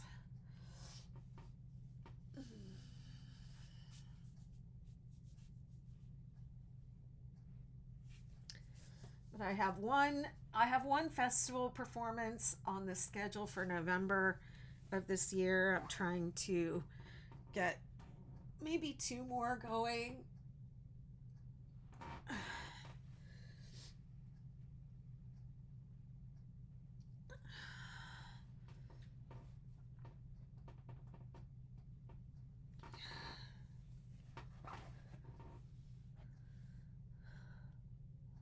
Just taking a little stretch break.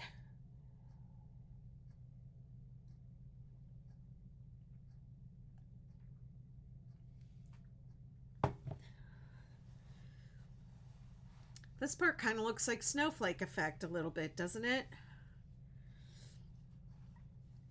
With the gray here and the gray here. And then this looks more like vivid chevrons. Are you talking about starting your crochet business? Do you only crochet blankets? How did you start marketing, and where do you sell? Okay. I'm going to, Doje, I'm going to come right back to your question. Okay, I'm going to get up. I look like I can't walk or I can't stand when I get up out of this chair, but just let me just explain to y'all that I have it so tight into the desk, and I don't want to move it because I have it sit where I want it to be. So don't judge me. Don't judge me if you can see me. This is the one I'm doing now, and this one's next. Okay, see the progression of the, now we're going to go into the blues, and the blues are going to start going into greens. This is my favorite. I love this.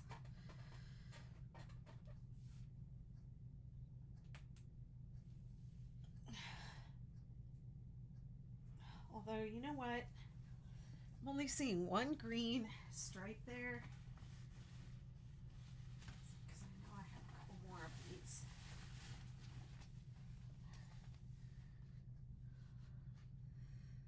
Oh, this looks exactly the same. All right, I'm just going with whatever. Whatever I got out is what I'm doing.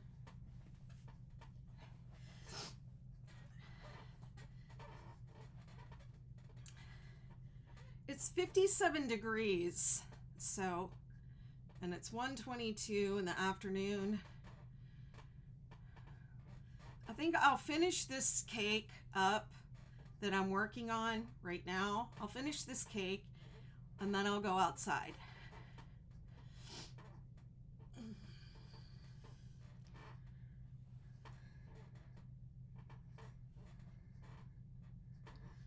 Okay. Woo! I'm an athlete. Crochet athlete. Okay. Doje. Talking about crochet business. So, I do have a crochet business. I do not make and sell. I do not sell completed items. That is not my business model. Okay. If that is your business model and you would like some business coaching for how to get started, I cannot recommend Pam Grace, the Crochetpreneur, highly enough. I've been in her Crochet Business Academy. This is my 3rd year. She's an amazing coach in person, and her course is really valuable, and it's only like $300 a year or something like that. It's an amazing community. It's really worth the investment. If you want to start a crochet business, a maker business, I highly suggest using Pam Grace, the Crochetpreneur, as your business coach. And you can Google her. I have an affiliate link, but I'm not going to post it right now because I really want to get this done. Oh, wait a minute. I just started crocheting, but I didn't set a timer. I'm going to set a 60-minute in case this takes more than 60 minutes to do. And I'm going to finish this cake, and then I'm going to take a break and go outside. And when I go outside, I'll take TikTok with me, but I won't be taking YouTube and the other places. I'll be turning that off, and I'll come back to that when I come back into the house. So my business really consists of pattern design and pattern writing, selling patterns, posting patterns on a monetized blog, and then teaching people, supporting, building community around the projects. So if that's your business model, I am doing a business coaching course starting in February, and you can find a link to it in my link tree to get more information about it and submit your name and email, answer some questions for me, and get all the information about it. I don't know that I'm going to do a whole lot of business coaching, but I do want to form a group help people form groups to support each other, and I can support you and help you get started with your. I mean, my thing is monetizing. I don't sell my makes. And I'm definitely not saying no one should. I'm just saying that's not for me. I am using a Furls Odyssey crochet hook, and it's an 8mm hook. I use the Furls Odyssey. To me, they're the most ergonomic for my hand, and the way that I hold my hook and the way that I crochet. They have different styles of hooks for people that hold their yarn differently than I do. So you should for sure check them out first, and maybe reach out to them for the right kind of hook for you. I know they can give you advice about which of the hooks is best for the way you hold your yarn. Hi, Kathy. let me see. I'm on my third hour. I have this little 60-minute timer I've been setting. So I just flipped that over for the third time. I'm on my second cake, and I'm doing the regular 6-day kit blanket, the back and forth version. And let's see, I'm hydrating, and I took several movement breaks. I'm gonna need to eat probably before I go outside. Yeah, I'm planning to go outside after this cake is done. It's my second cake. I'm gonna take a little longer break, I think, and maybe either take a walk outside or take my crochet out and sit on the beach for a little while and crochet out there. It's nice today. I've been watching that. It's 57 degrees. This one, Kathy, is the rainfall. I started with the dewberry plum, and then I went on to rainfall. And then this is next. This is the rainfall. And this is next. It's ocean night. Ocean night.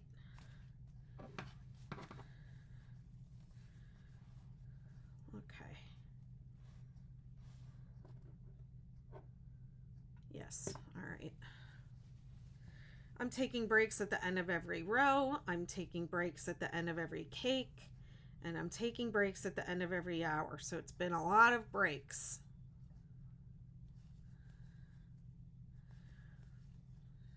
Yeah, and these sleeves are really hurting my neck.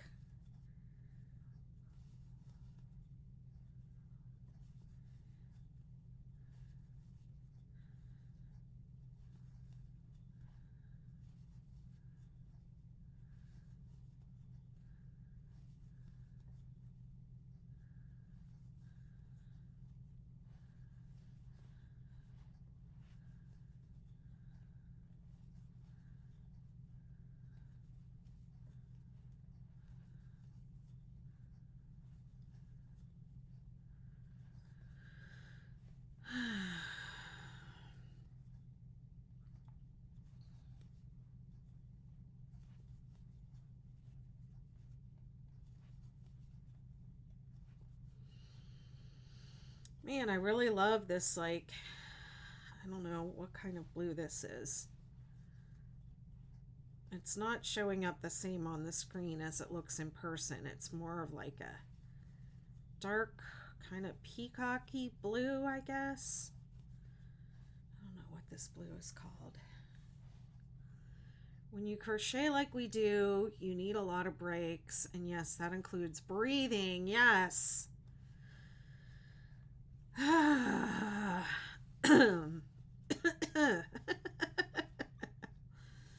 Yes, I noticed. I went to the Crochet Guild of America back in 2019, and I just went as a student at that time, and I was just took classes along with everybody else, and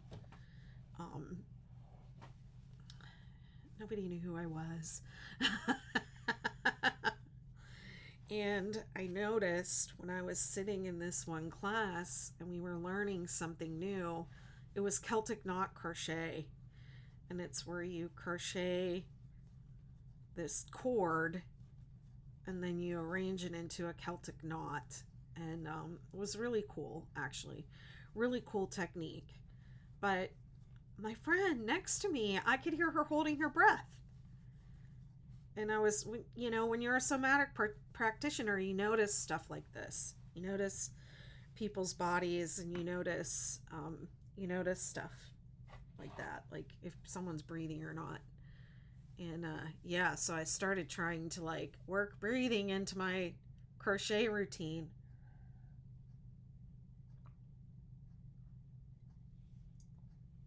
So I guess I don't really have to do it here because I have the yarn right there, but every time I pull a long Every time I pull my yarn, I try to remind myself to take a deep breath.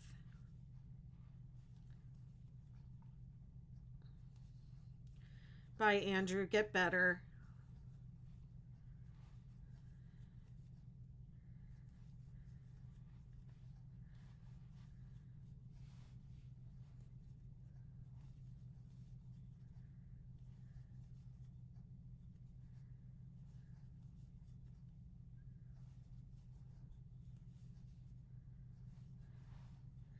Yeah, I thought the Celtic knotwork was really interesting. She had some really beautiful projects where she had incorporated these Celtic knots. And they were incredible. It was fun. I haven't done any of it since, but I really enjoyed the class. I think we waited too long to sign up for our classes, and by the time we did, it was like we just took whatever classes were there. It wasn't really about, oh, I have to learn this, you know. It was just more about having fun, and being at the conference was really a lot of fun.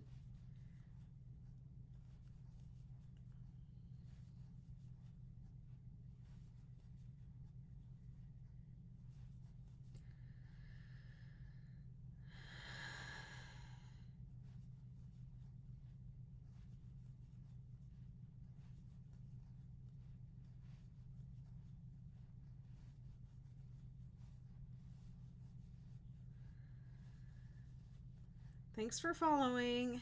Appreciate it. Trying to crochet this whole blanket in one day.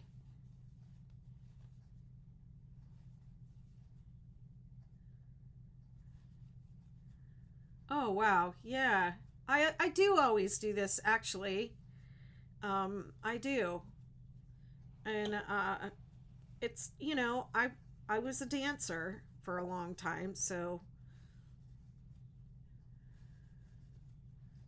yeah. No, I do it, and if I start to have pain today, I'm gonna stop. I see a lot of people on social media, like right before Christmas, people talking about like how much they were crocheting for the holidays, and that they were in pain but they had to keep going. And I've seen TikToks about people saying, they have to keep crocheting even though their neck hurts, and they had to go to the chiropractor, and the chiropractor said stop, and they said there's no way I'm stopping. I have to crochet. And it's like, if you're in pain, you should stop. You should not keep going. That is your body's signal that it is already, it's already been damaged. It's your body screaming at you by that time. So really, we should pay attention to our bodies when we're doing. Nothing is worth like. I guess maybe it's because dance was the only thing I ever wanted to do with my life, and I can't do it anymore. And it's because I ignored my body's signals. My body was screaming at me, like, you're not in a healthy situation. Like, get out. And I stayed too long. So yeah, it's no joke. You only get one body. That's it. And it is your partner in life, and you have to take care of it. You have to take care of it. There's no one, two, three. There is absolutely no purpose in sacrificing yourself or crocheting through pain, because you have to. I take measures because I know this hobby has the potential to damage your body. So I do take proactive measures. This is my job and my livelihood now. And so I take measures to protect myself, and nothing is more important than my body. I mean, I had to repair that relationship that I had with my body, or I ignored it for so long until it really couldn't work anymore.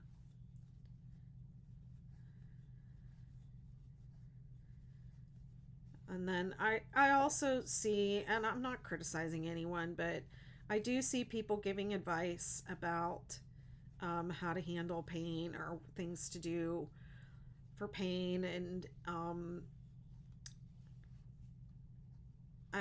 I don't know what their expertise is. I don't know what their expertise is. And I mean, I'm not a physical therapist, but I I am a somatic practitioner, and I have a lot of um, I've done a lot of work and study to achieve that. So it's not just coming from nowhere. Let's see. Terry says, I'd like to be able to go to something like that with a friend who loves to crochet as much as I do. Yeah, it was fun. It was really fun. And everybody there is like decked out in their crochet makes. And it's just like a family of like-minded people. And they have a market. And the market, of course, is always really great. You keep going back to it again and again and again and again and buying more stuff. You know, yeah, it was so fun. Let's see. Arlene says, I am making a corner to corner blanket with my stash yarn. That sounds fun. I think the best thing to do with stash yarn is the 6 day star blanket. I mean, and I didn't even come up with that. That was Sissy Hankshaw's idea. And man, that was brilliant. That was a stroke of absolute brilliance right there. I'm not big on scrappy projects, honestly, but I made a scrappy star after that, and that is forever. I think what will happen with my scraps is they will get made into a star blanket. People used to do the granny squares. They would make their scraps into granny squares, and then when they had enough squares, they would put them all together. I want to crochet but need to organize a ton of stuff first. Listening to you is motivation. I'm glad you feel motivated. I mean, part of my somatic practice is not just taking care of my body, but also taking care of my mind. Crochet, excuse me, crochet is, it's part of my mental health, my spiritual practice, and I think it's a practice that a lot of people do for mental health. So I know I'm not alone on that.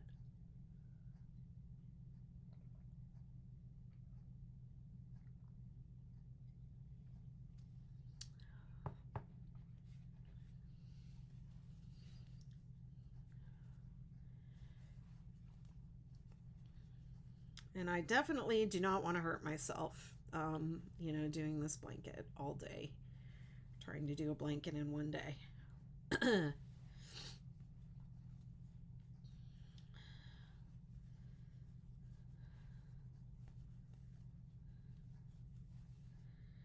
But yeah, crochet is something I've been doing since I was a little girl, almost every day.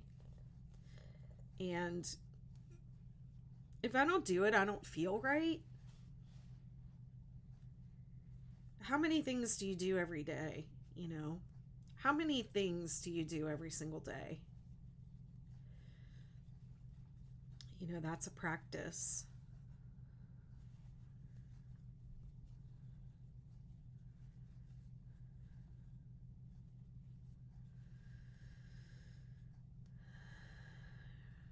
Just because someone says something doesn't mean they know what they're talking about. Exactly. Like some of the advice, the advice that I like the least is wear these compression gloves so that you can keep going.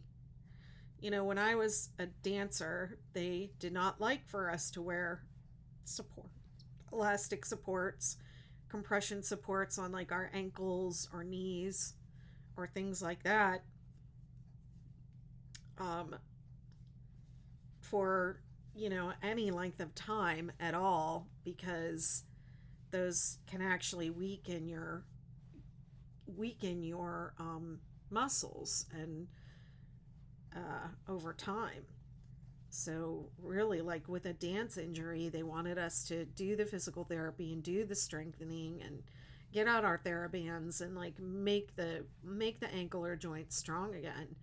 And people who would rely on, if you rely on something like that all the time, like an elastic support to support your ankle, for instance, that once you take that off, your ankle is going to be weak. If so the idea is to strengthen. um yeah, so I don't know if those, you know if those compression gloves that people say wear these so your wrist doesn't hurt. I mean, if you're just putting that on and your wrist already hurts, um, that's not a solution to the problem. I think that I try and prevent it from happening in the first place. I think that's the best, and that's what I learned in dance kinesiology. Also, was prevent the injury from happening in the first place. Have healthy practices in place. Crochet is very therapeutic. It gives you a feeling of accomplishment when you finish it.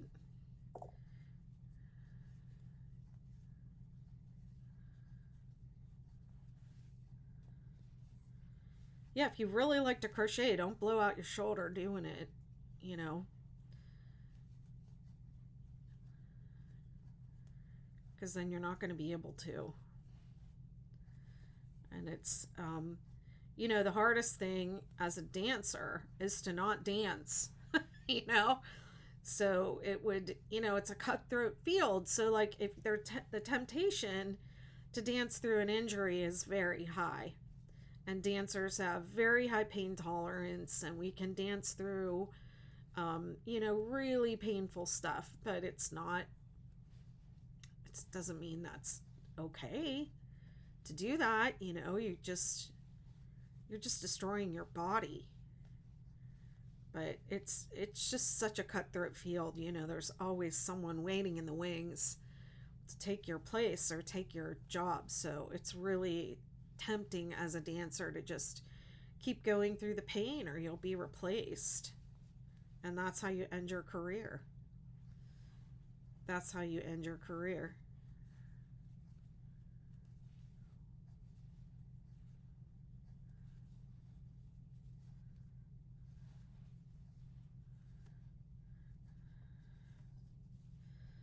Yeah, I like,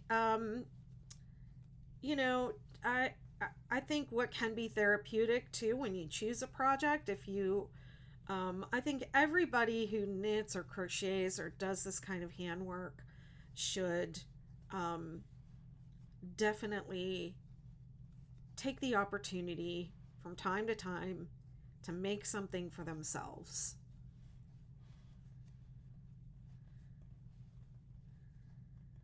And when you do that, I would choose your favorite colors, your absolute most beautiful pattern, something that you think is just incredible, and splurge on the yarn and do it just for you, and put the same care and attention into it as you put into it when you are making it as a gift for someone else, and make it as a gift for yourself.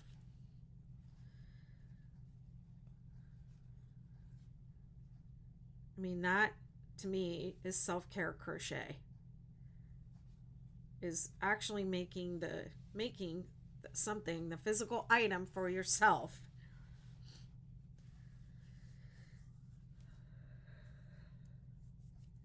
And sometimes I have these meetings that I call self-care crochet, and we talk about stuff like this.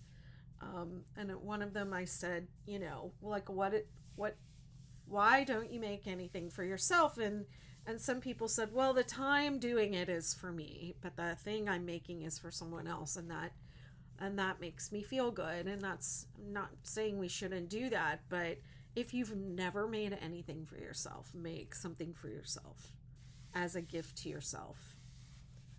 And just when you're working on it, just give it all the love that you give to others. And then give that to yourself. Molly wants to know, what kind of dance did you do? I was brought up in the tap jazz ballet recital school, and I did a lot of like band front kind of things and cheer. And when I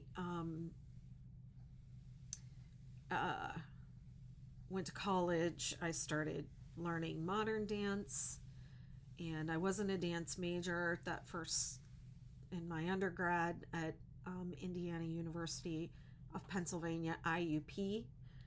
I was a finance major, so I got a business degree, and then I went on to start a dance company after that, and I ran that dance company for a while, back and forth, different places that I lived because I was married to a military guy.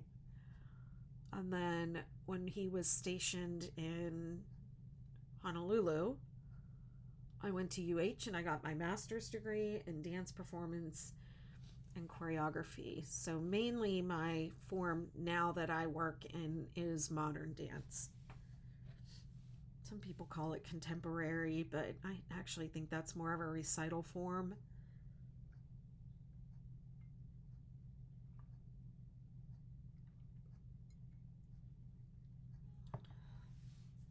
I also learned hula when I was there. So I started practicing hula again last year.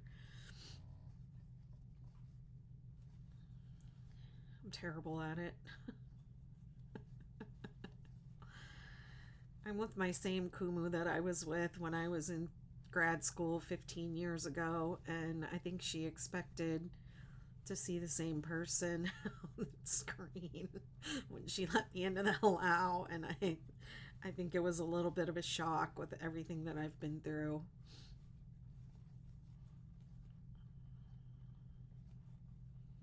But it's fine, they let me dance, so it's all good.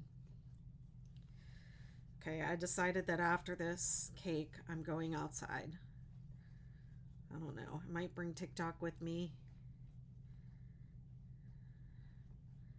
I am starting to feel a little twinge in my shoulder, so I think I might have to adjust. We'll see. We'll see how I do. Maybe I can do one more cake and then I would be a little more than halfway.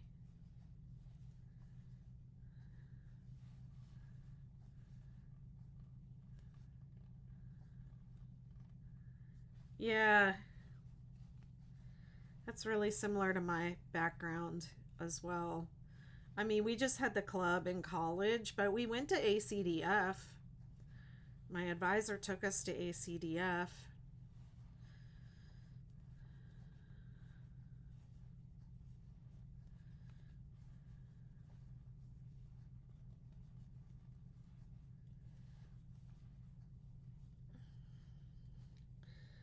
I mean, I think I spent more time doing concert dance in college in my undergrad than I did studying for my actual classes. I was there to take. Bye, Debbie.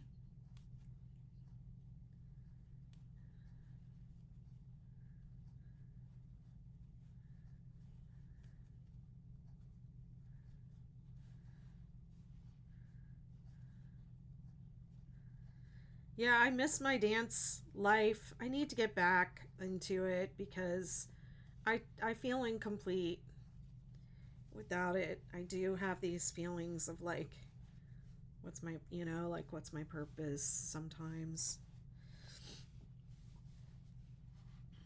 Cuz I spent my whole life. I mean, after I got my master's degree, I went to um I did the certificate of movement analysis, which took 3 years, and that was like getting another master's degree. And then I went to the Core Energetics Institute, and I got an advanced certificate of you know, I'm an advanced practitioner of core energetics, which is a somatic modality, somatic psychotherapy modality. So I practice that, and I did yoga teacher training.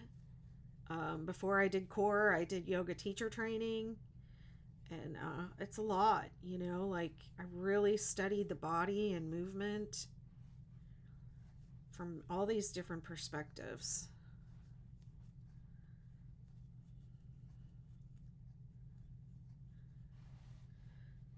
And I didn't think I would be crocheting on lives when I was doing all that.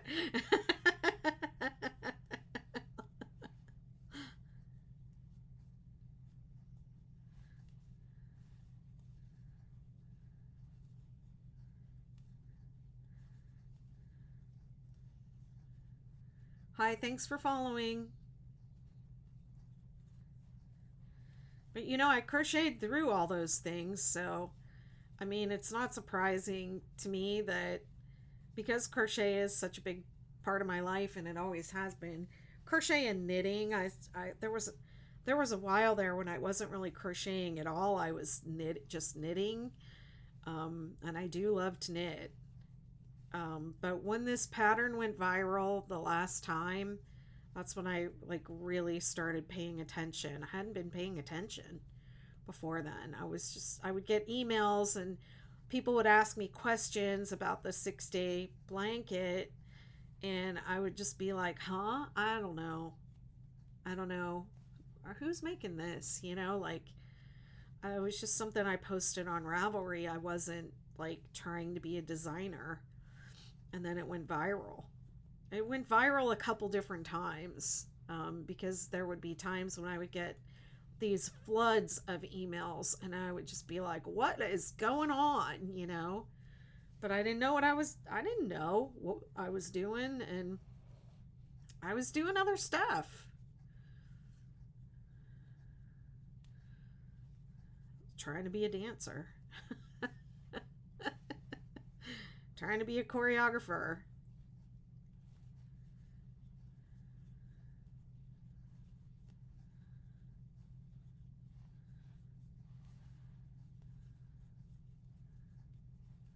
Hi, Daphne.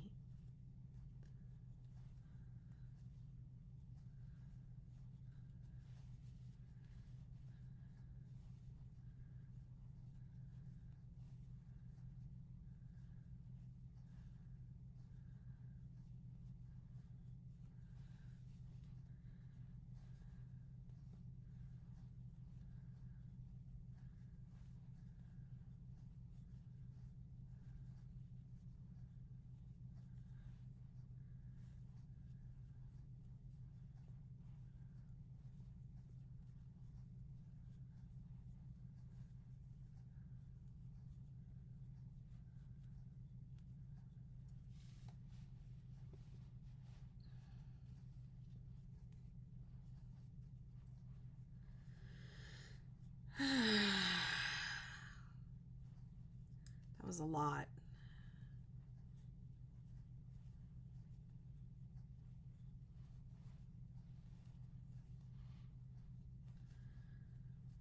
Uh-oh, the yarn is changing colors.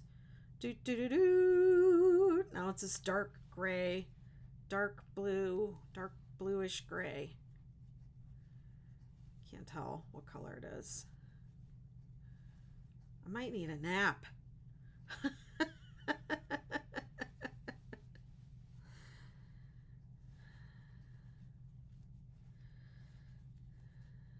I'm definitely going to go outside after this cake. And did y'all just hear my stomach growl? I'm going to get something to eat. Maybe ramen. Make myself a quick bowl of ramen.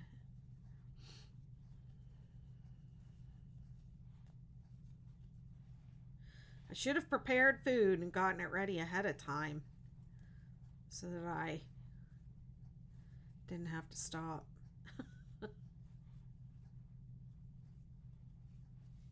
Thanks for sharing the live. I appreciate it.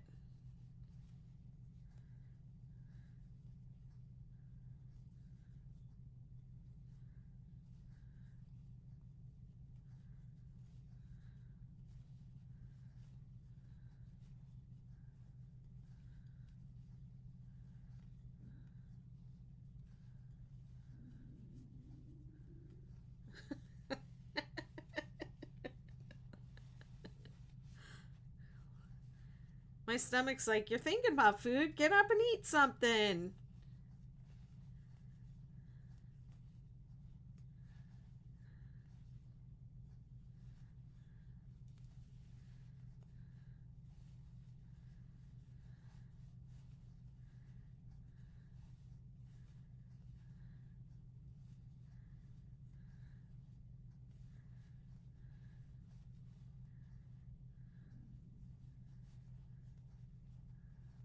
Hi, everyone.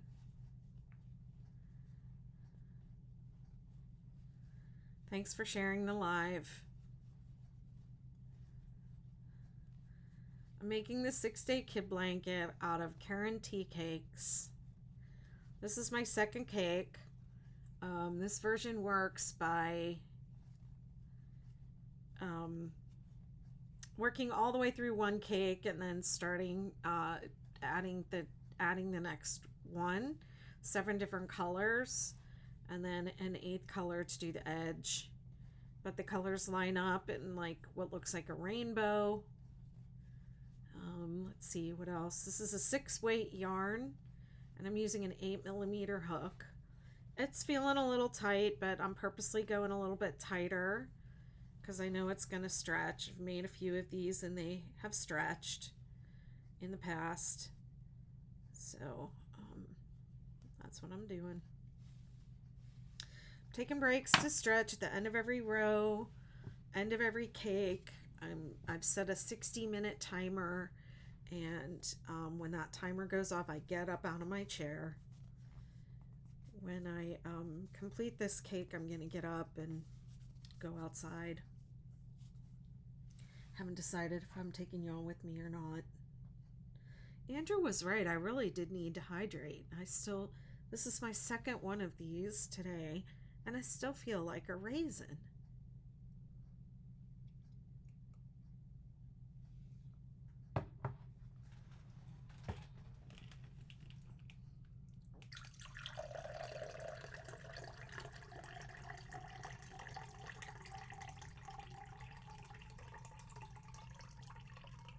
This is the second one today, and I haven't had to go to the bathroom. So that's lipedema right there. It goes into the tissues. It goes into the arms and legs.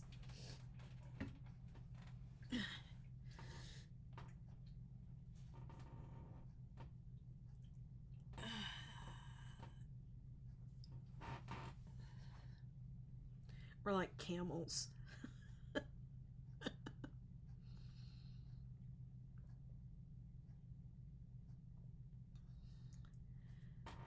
Christy, you can. I've said all of them. I'll say them all again. But this replay will be on YouTube, so you can go back and watch the replay if you need. Because I'm not going to stop and message people right now. But the colors they start with dewberry plum. Use the entire skein, and you attach and use the cakes in order. After dewberry plum, you go to rainfall, ocean night, marine green, rainforest or underbrush,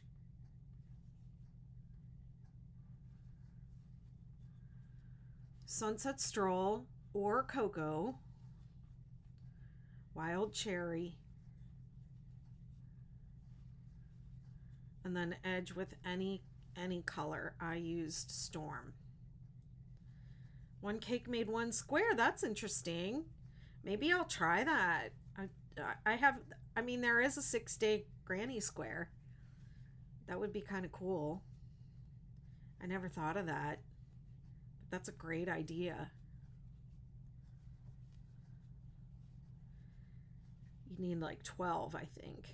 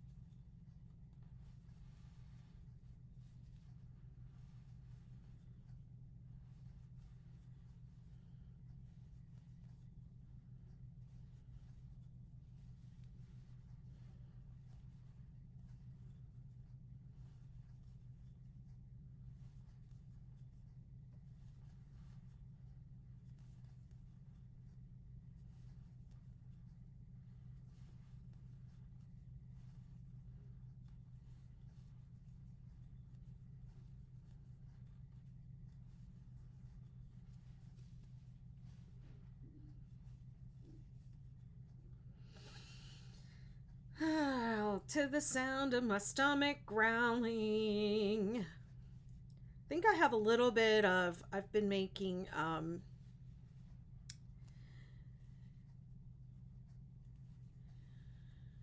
what the heck is it called? Sourdough bread. Every couple times a week, I make myself a loaf of sourdough bread and then I eat it. And it makes great grilled cheese sandwiches. Maybe I'll make that.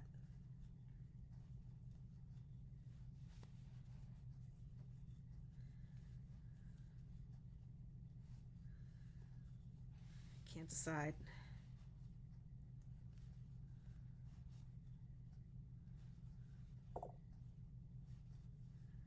Hey Dee.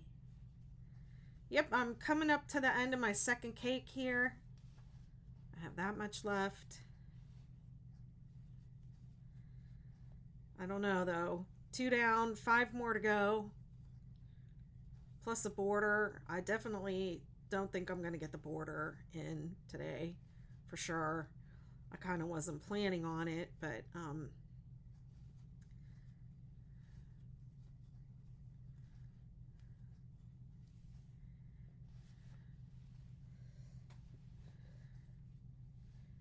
yep, it's going good.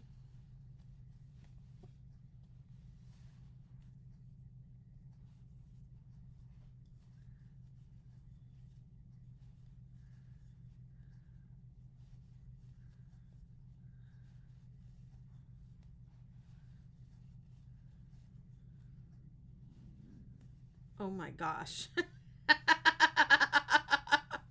That stomach growl started on one side of my body and went all the way across to the other side. That was weird. It's like, hello, you're talking about listening to your body, and you're not listening. We're hungry.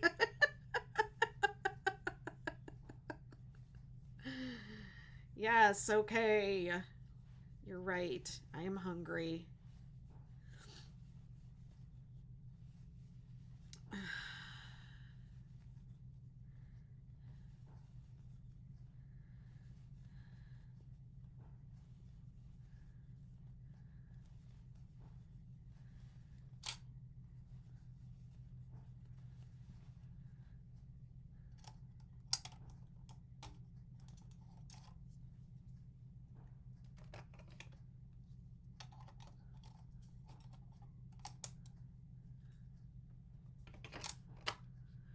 So my overhead died again, and the battery is not all the way charged. So yeah, it's about time for a break.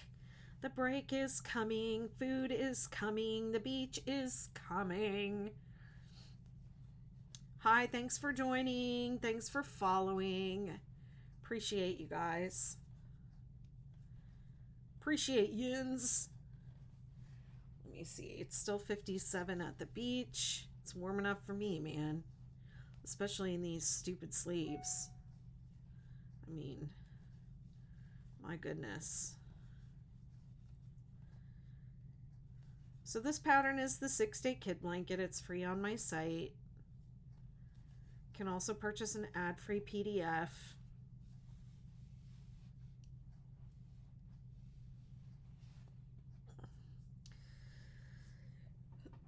It's called the 6-day kid blanket. You can make it with pretty much any yarn. Even had somebody one time, she said, how many chains should I make if I want to make a blanket for a dollhouse? And I was like, well, I think she was like with worsted weight or something like that. And I was like, don't use worsted weight, use like thread and micro crochet it. And she did. She micro crocheted this little tiny 6-day kid blanket with 5 points for her dollhouse.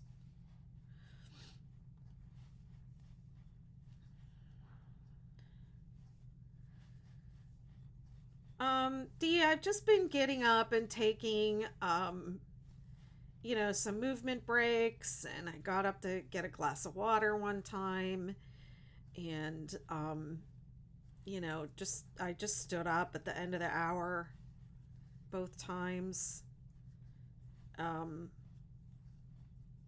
But I am starting to feel like I need to eat, and it's very nice outside today, so I would like to take this little operation outside. So I don't really know how long the break is going to be, but I'm going to try and keep TikTok going.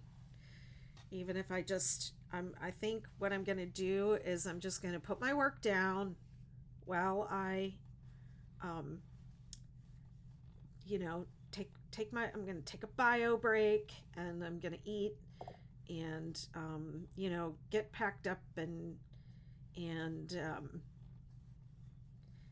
head down to the water. But I'm going to try and keep TikTok going that whole time. But I think I'm going to be maybe about 15-20 minutes or so while I get some lunch, get something to eat, and get ready to go down there. I don't know what it's like. I don't know what it really feels like out there. If it's like warm enough for me to sit down there with my project for an hour or so and work on it, or if it's just going to be let's just take a break and take a walk and refresh myself, and and then come back and work on this at home. So we'll see. So the answer to your question is there is no answer.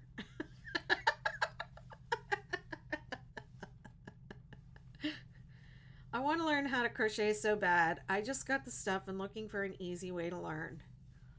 I mean, I guess it depends on how you learn. There's YouTube tutorials. A lot of people learn from YouTube. I think Bonnie Bay Crochet has some beginner stuff. Crochet Crowd, Mikey of Crochet Crowd, of course. A lot of people learn from his YouTube channel. If you don't learn well that way, or you want somebody to help you, then check with your local Michaels or Joann's or library, and get somebody to teach you in person. Get Her Done says, hello, 38 in Bay City, Michigan. How are you? Having a good day. Yes, I am. Do you have a newborn baby blanket with 3-ply yarn? Yes, I do. I have the 6-day baby blanket, the 6-day baby girl blanket, the 6-day baby boy blanket, and the 6-day viral baby blanket. Well, they're all on my site. They all use 3-ply yarn. They're all done in different colors and different stripes, different ways to stripe the blanket, and they all have different edges. Probably the most widely known one would be the 6-day viral blanket.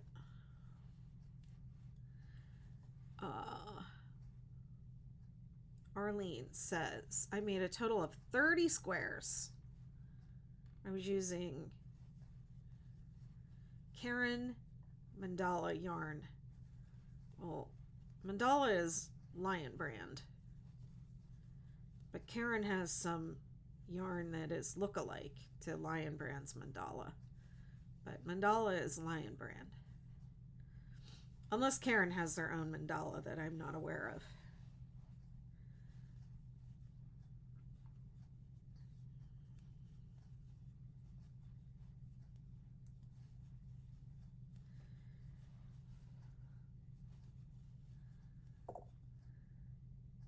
You're welcome. Yeah, you can just search my site or Google 6-Day Viral Blanket by Betty McKnit and it'll come up. You can access it for free on my site or you can purchase an ad-free PDF. There is a version that has graphs along with it if you need graphs to follow. Make sure you purchase the version with the graphs because I do not give away my graphs anymore. Not after they've been stolen 100 million times. Like you want them.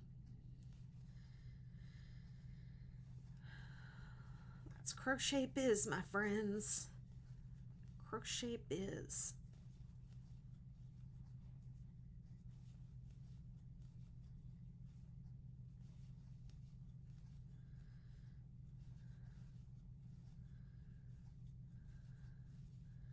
Another good way to get my patterns is to join my membership community. And you get 4 patterns a month as part of the membership, and it's well worth it. The community is still, I haven't raised the price yet for 2023. I'm going to do that on Monday. So if you want to get in at 2022 prices, you can still do that. It's I think $10.97 a month and $111 for the whole year. But I give away so much free content in there. It's really worth it.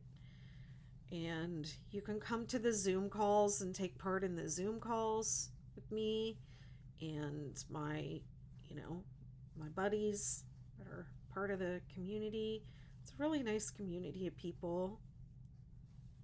We have fun. We are, what are we doing right now? Well, we have craft and chat almost once a week, about 3 times a month. We have craft and chat, and it's just your basic, everybody shows up and brings whatever project they want to work on, and we work on that. And then I have some themed chats too, which a lot of the time it's the same people coming and sometimes working on the same projects, but not always. But I do some kind of behind the scenes designing there, and I share what I'm working on, what's still in progress through pre-releases and draft releases, and sometimes I hold meetings and talk about like, well, what do you guys think would work here? Or what do you want to see?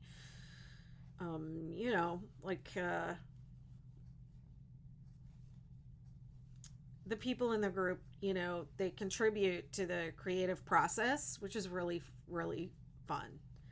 I am the type of person that needs to like talk about my ideas and toss things around and like chew on them a while, let them marinate and bounce it off of other people.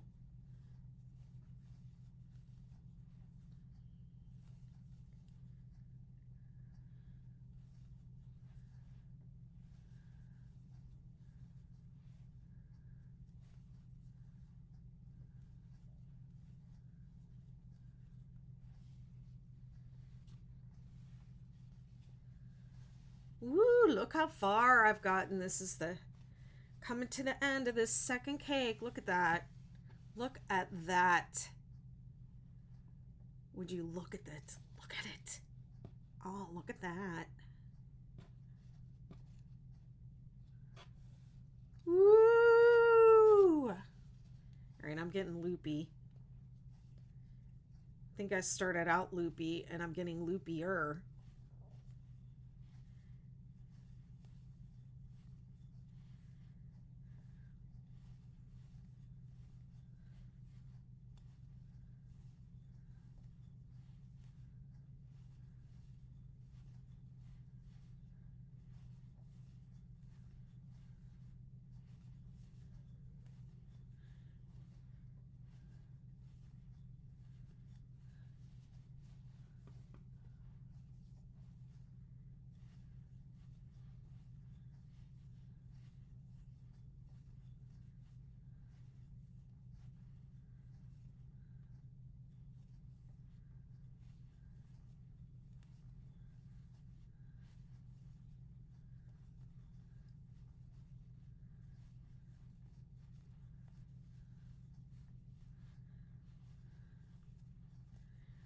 I think I'm going to be able to get to the end of the row with this yarn.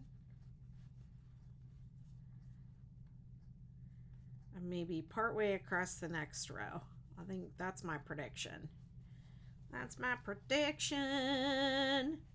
I don't know what made me think I could do a whole cake in 1 hour. This is my third hour and I'm still on the second cake. And we're coming up to the end of the third hour.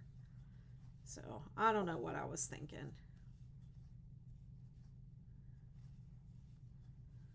I'm doing 7 peaks.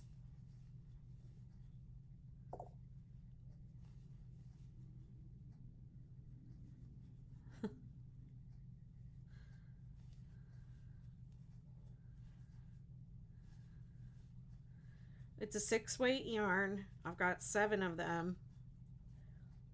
They're 200 and it's actually 8. The body of the blanket will be 7 cakes. They're 204 yards each. I'm using an 8mm hook, which is a tiny bit on the, it's a little bit on the tight side, but I have several of these blankets that I've made, and over the years they do stretch out. So I just wanted to make it a little bit tighter than maybe I would like. It would be more fun and easier on my hands if it wasn't quite so tight. Thank you, Arlene. 7 peaks. So it was, how many did I chain? 123. I'll make a 50 by 60 by 50 by 60 inch throw size. Well, I'm not going to eat until I get to the end, either the end of the cake or the end of the timer. I'm going to try and finish up this cake, and then I'm going to take a break and go eat, do all the other stuff I said.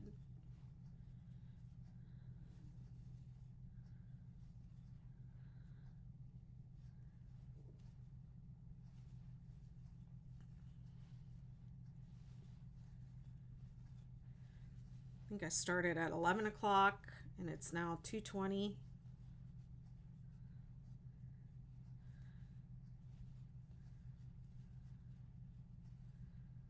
So I'm doing good. I'm doing good.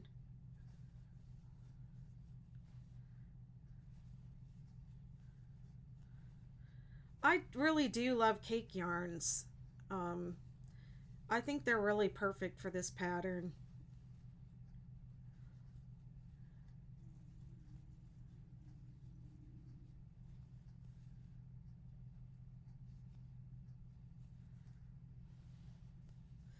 I think the long stripe variegated yarns are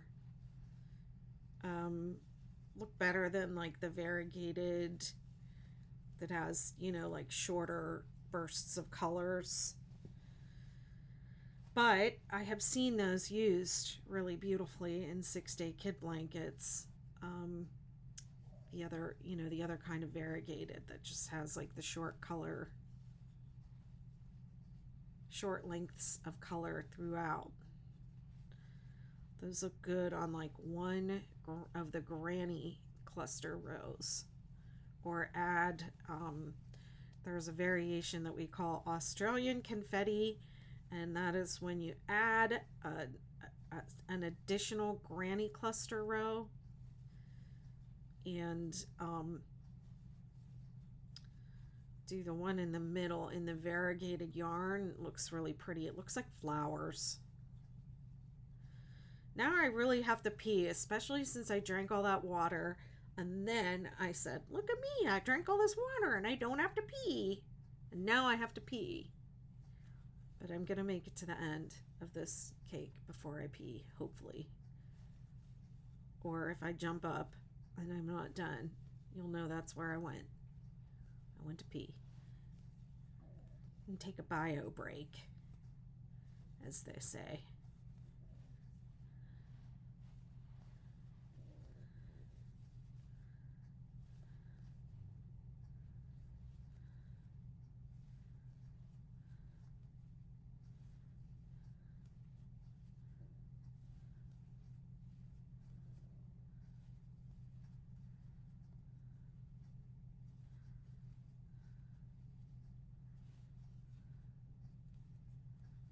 Thanks for following. Hi, everyone.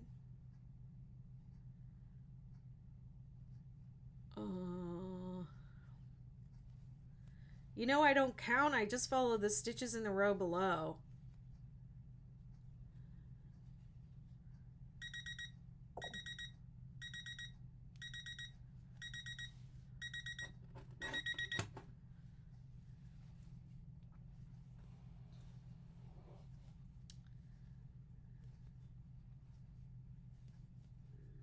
There's my 1 hour timer. I'm going to finish this cake and then take my breaks.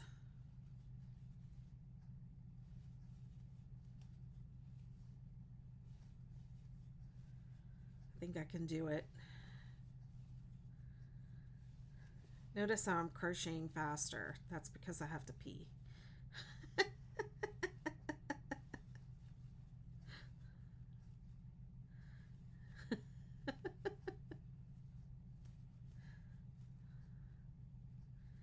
Aren't y'all so glad I told you that?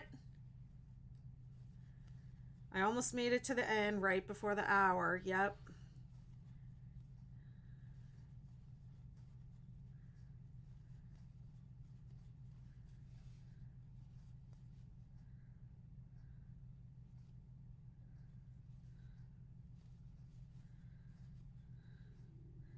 I've done really good. I've gotten up out of my chair at the end of every hour.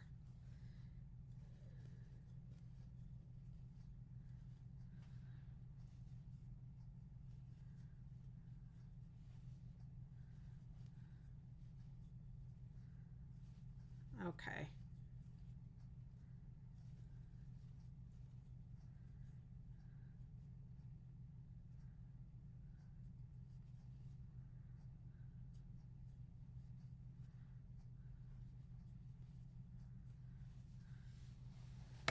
Okay, let me lay it out and admire it. While y'all are admiring that, I'm gonna use a restroom and come back.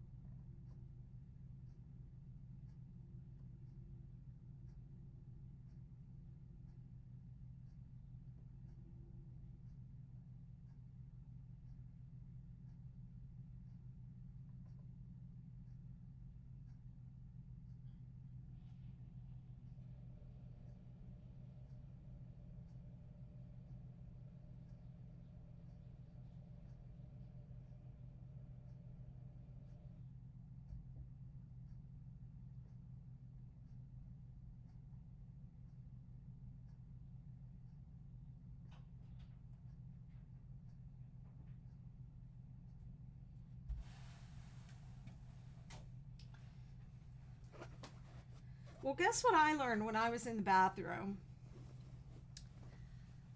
I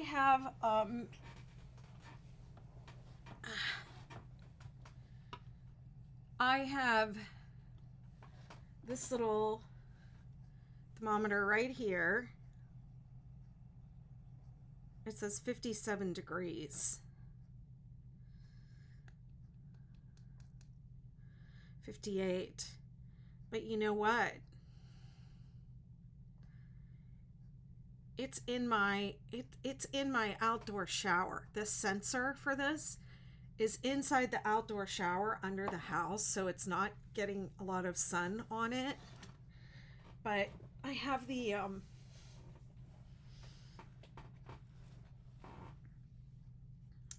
Alexa thing in the bathroom that shows the temperature outside, and it says 66. 66 degrees.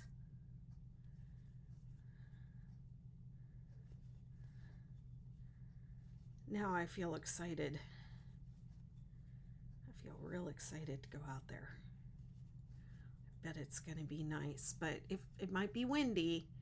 If it's windy, then it will be no bueno.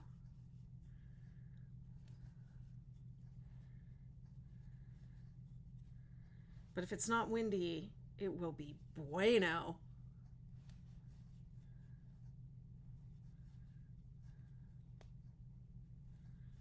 It will be very bueno.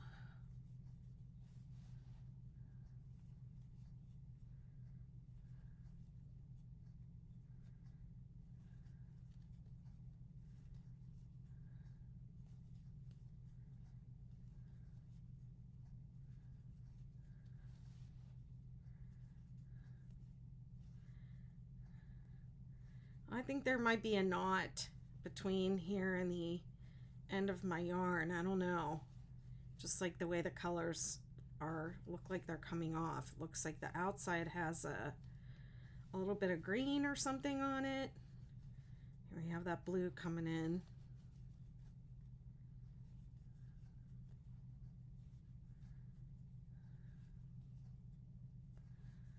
Okay, so if I do go down to the beach, I'm not going to be on crocheting on overhead. I'm probably going to take my little tripod. Where'd it go? Where'd I put it? Oh, I see it.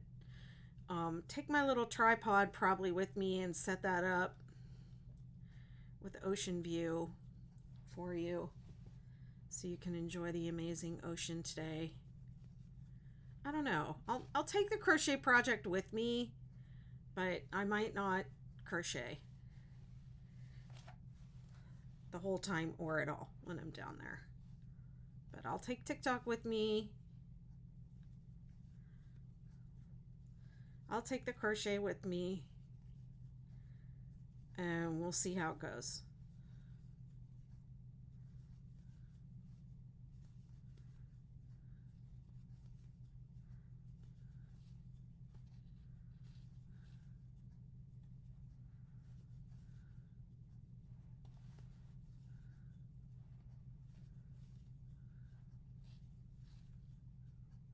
Hi everyone.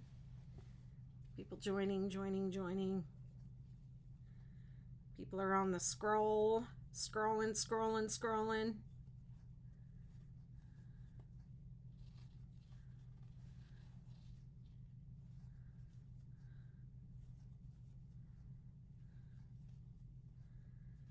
Yeah, and then I might migrate to my sofa when I get back. We'll see how I'm doing. Did y'all notice I took my sleeves off? They were hurting my neck.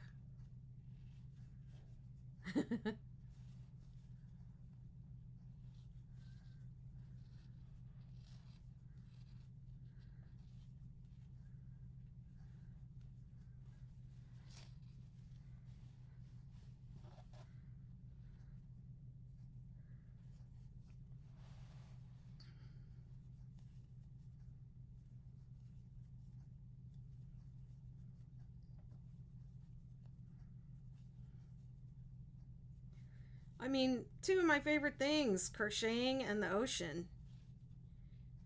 Put them together. What do you get? Pure joy.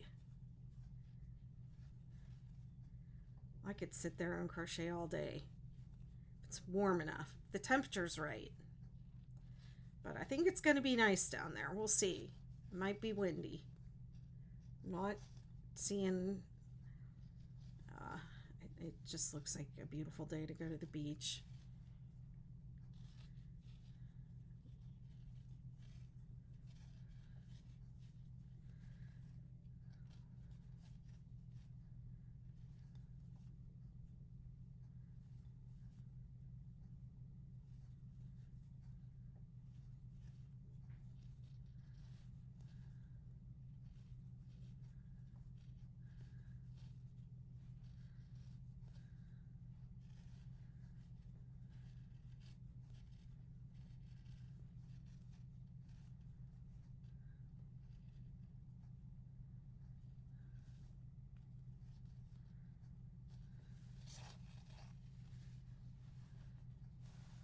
That's how much I've done so far.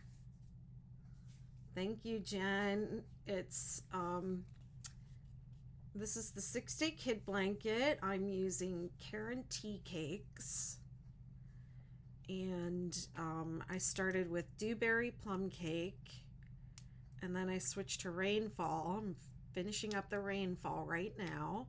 I've just I have this much yarn.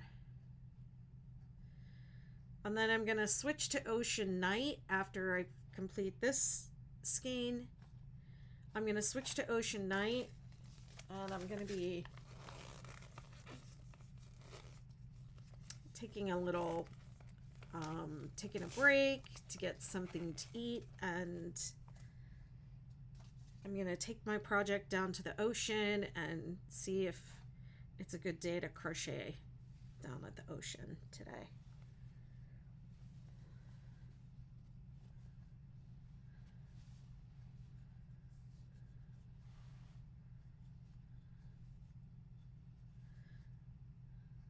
What am I doing? It's row 2. It's the 6-day kid blanket.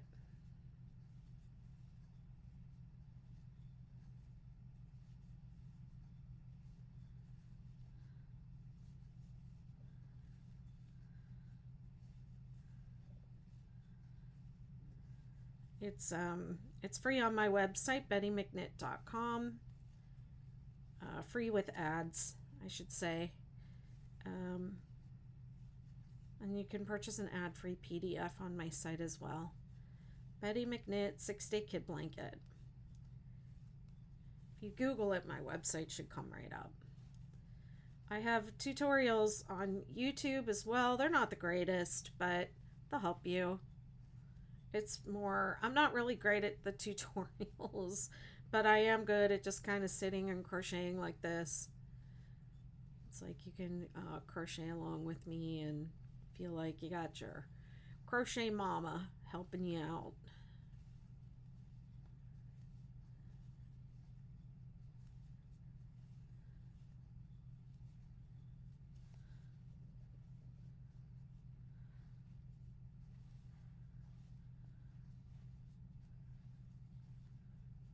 You're welcome.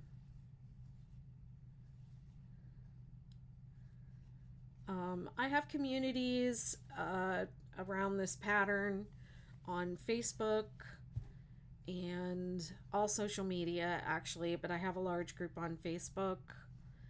You can find me on Instagram, here on TikTok, and I have my own community on a platform called Mighty Networks, my own Mighty Network, and that's called the Betty McKnitiverse. So you can definitely join me there too for lots of crochet and knitting.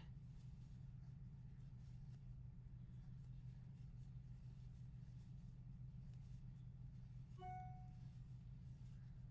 don't know what's making that sound or why.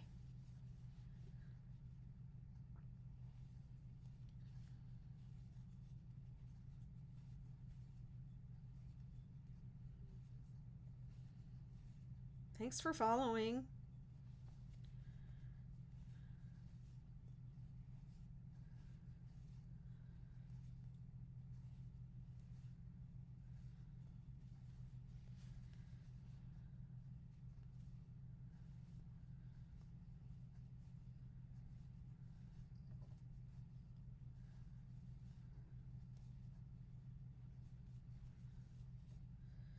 Yeah, I thought I had them all turned off. You know what it sounded like when you plug something in to charge it and it starts charging. That's what it sounded like. That's why I was like, that's weird. What was that? Because it came out of the computer, not the phone.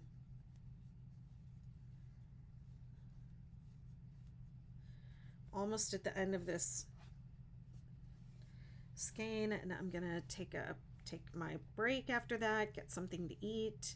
Oh my goodness, look at this. Yeah, I'm starting to make mistakes. It's time for a break.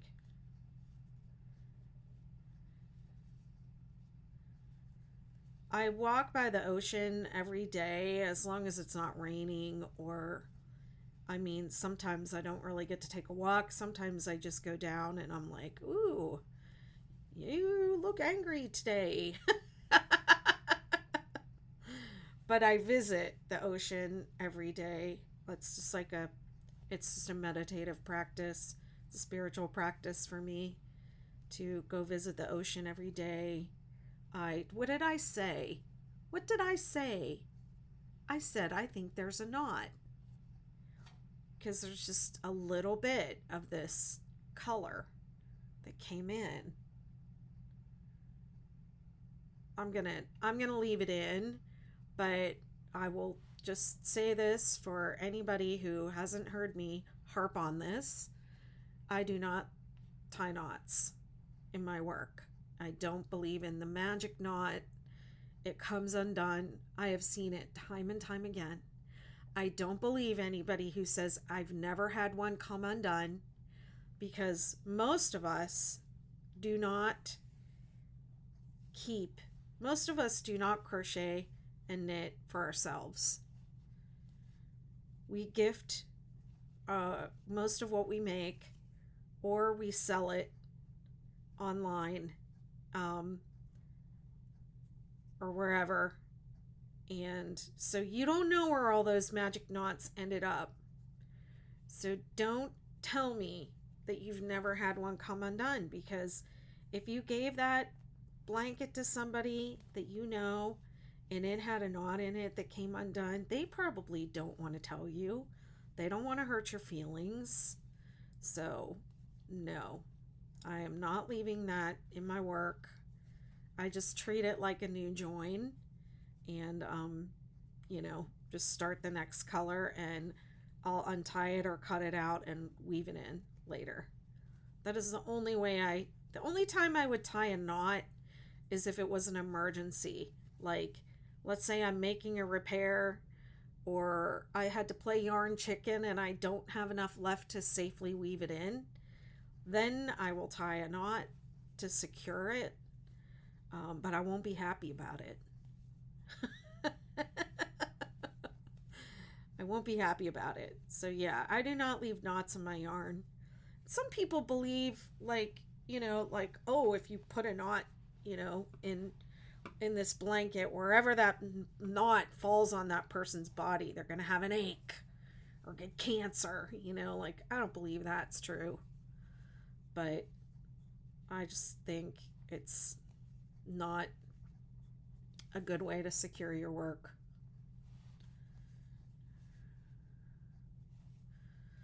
I think a lot of things sound good when we first learn about them, and especially when you're like a new crocheter and you're like, oh, this takes so long. I wish I could make it go faster. You want shortcuts. Um,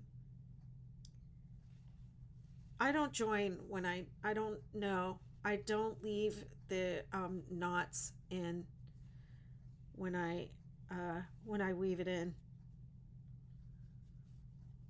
I don't tie knots. The yarn had a knot in it. That's why that knot is there. So I left enough to weave in on both ends. I'm going to untie that or cut it out, and I'm going to weave it in securely, and it will not come undone.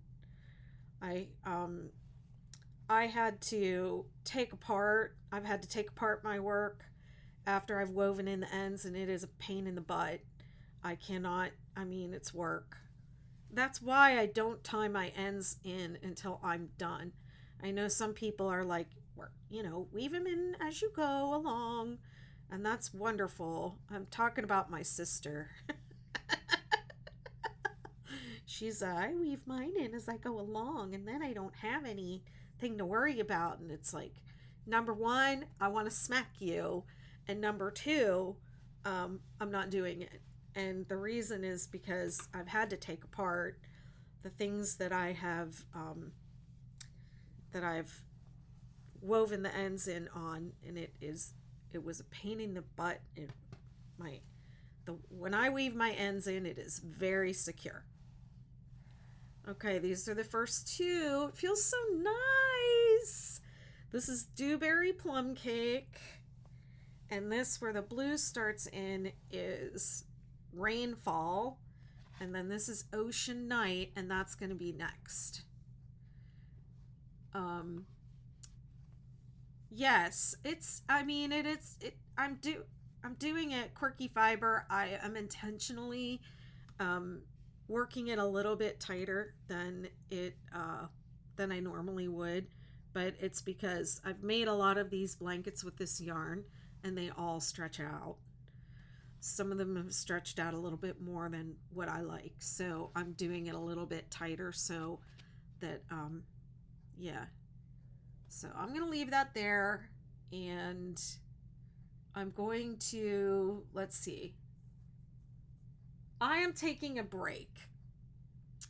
I'm going to leave TikTok going, but I think I'm going to stop the other live stream, and I'm going to get something to eat. I'm going to go to the beach, and I might be crocheting at the beach. I might not be crocheting at the beach, but I'm going to take TikTok to the beach with me.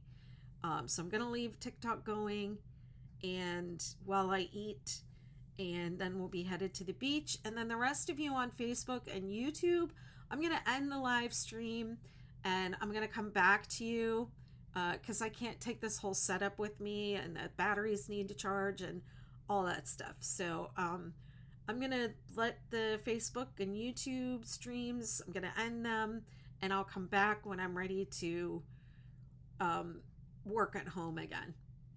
Let me see. Before I do that, let me just take this comment. When I was a young girl, I was taught never to use knots. More recently, I entered some work in the county fair. I learned that judges take off points for knots or any adhesives. Yeah, because it's a detail. It's that is true. It's a shortcut, and it's not it's not professional, or it's not really the way you're supposed to do it. But people do it because they learn about this magic knot, but it ain't magic. It ain't magic, people. Don't believe it, newbies. Magic knots. Don't do it. Don't fall into that trap. You think frogging makes you cry? You know what makes you cry? When your magic knot comes undone and your whole project comes apart. Yes, it's true. Okay. Bye, YouTube. Bye, Facebook. I'll see you a little bit later on. Thank you for being here. TikTok, I'm going to leave you going, and I'm going to take you to the beach with me. Bye.